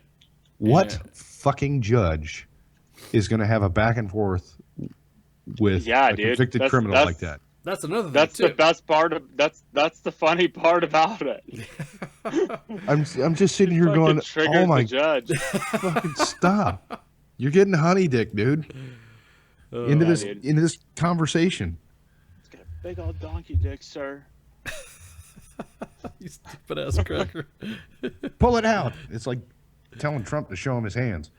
I'm gonna jack all over. You want me to jack all over you? Do it now. Do it now. Do it now. So what is up with his hands? What are you talking about? Everyone's making a joke about Trump's hands. What's wrong with his hands? Is there something? It was one of the campaign things, and it was literally a dick measuring contest. Small hand, small dick, and somebody had accused Trump of having small hands. That's all. But you know what he does have? Billions of dollars. He's overcompensating for his hand size. Yeah. You know that dude stands over like fucking 6'2" or something like that? Yeah, he's a tall motherfucker. What was crazy is when he introduced himself and he was greeting Brian Comey, the director of the FBI. That motherfucker is tall. Comey? Yeah.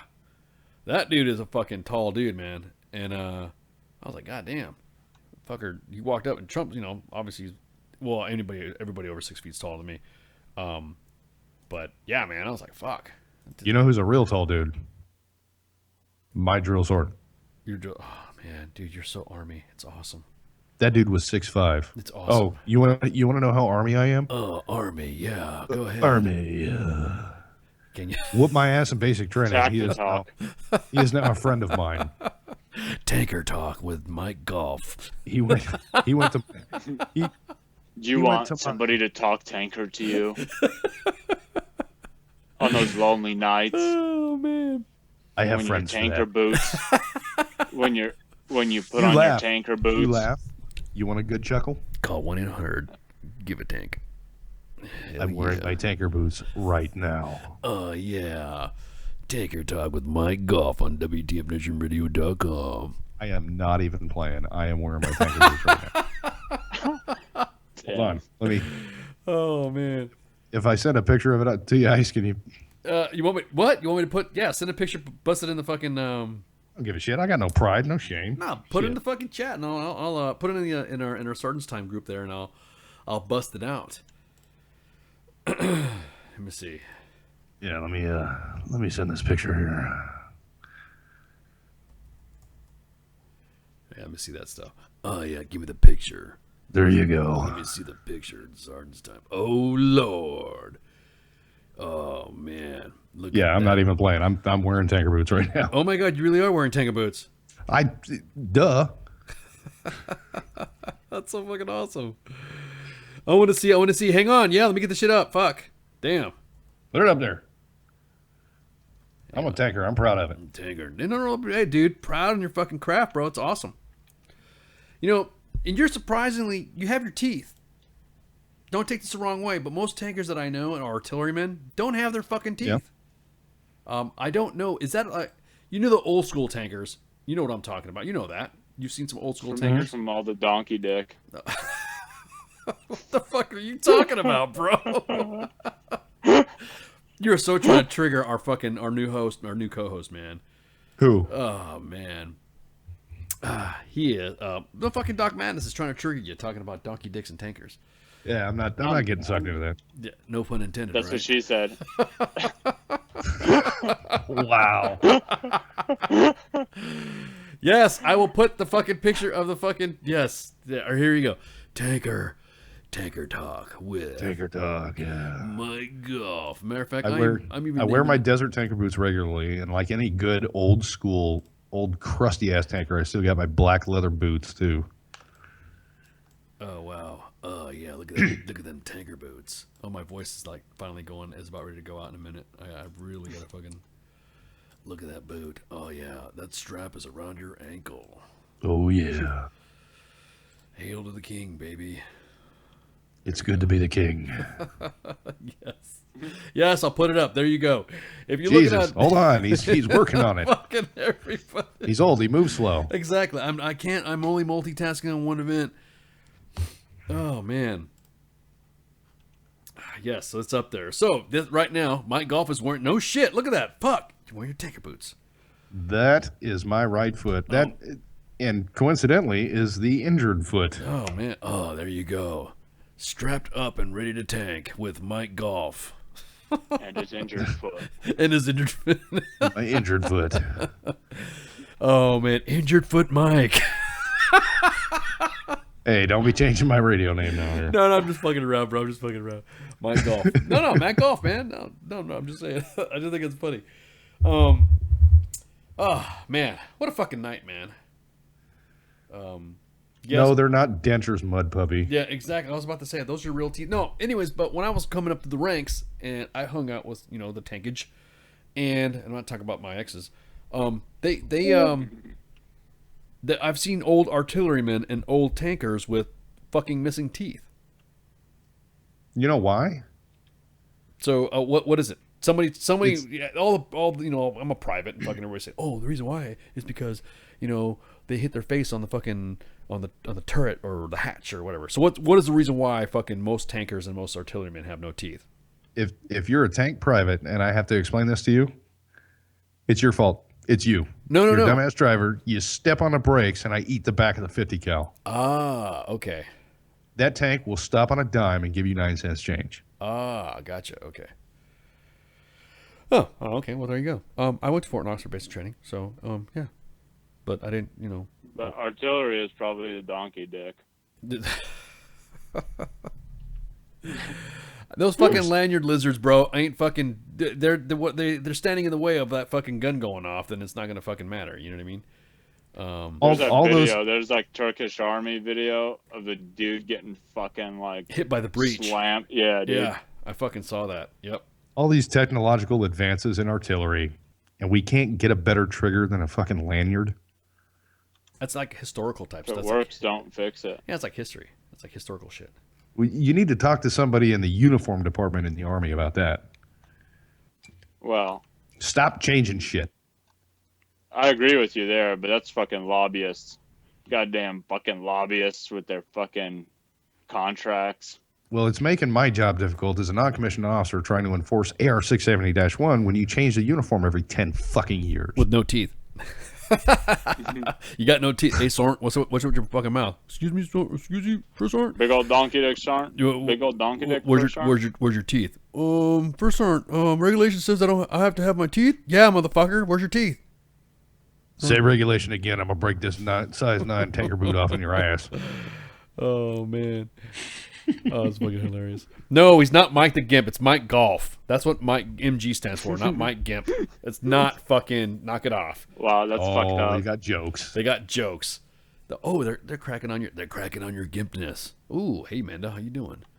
Hey, I earned this shit with the enemy marksmanship badge. That's right. No, my dad said that too.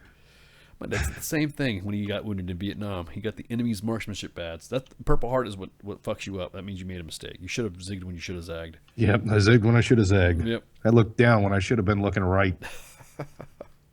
I don't think it would have mattered, man. That whole fucking method of the way they're fucking fighting just pisses me the fuck off, dude. It just, Well, I mean, I kind of, like I said, I have a copy of it from the UAV that was flying over the top of us, and I've AR'd myself. There's no way I could have found that because there was a T-wall that ended, and they put it on a pile of trash on the other side of the T-wall where it ended.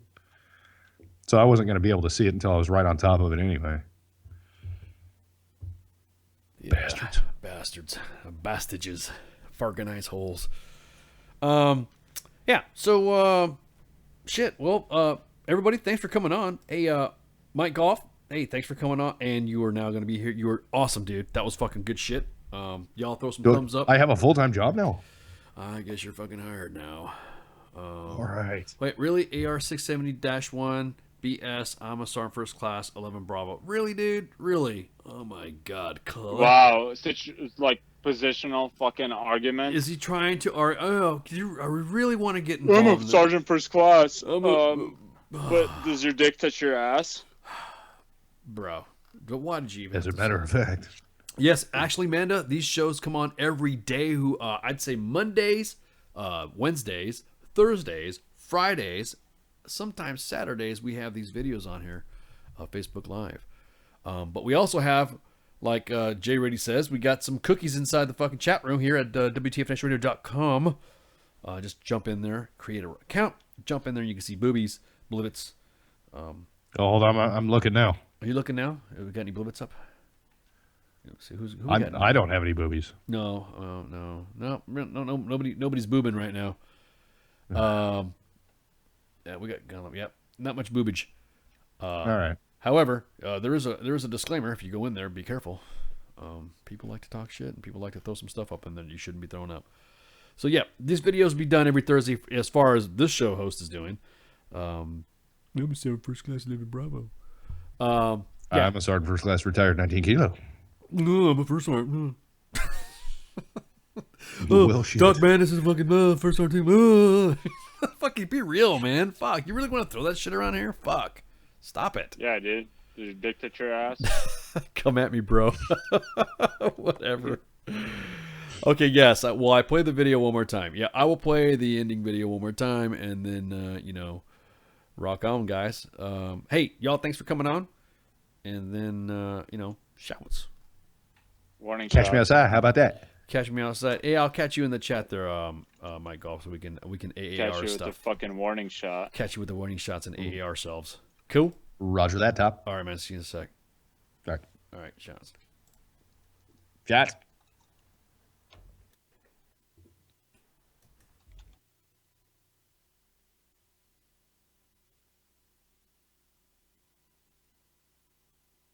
I'm Matt Ryan, and we play for John Tanner. We play for Barrett Oss, Jonathan Ayers.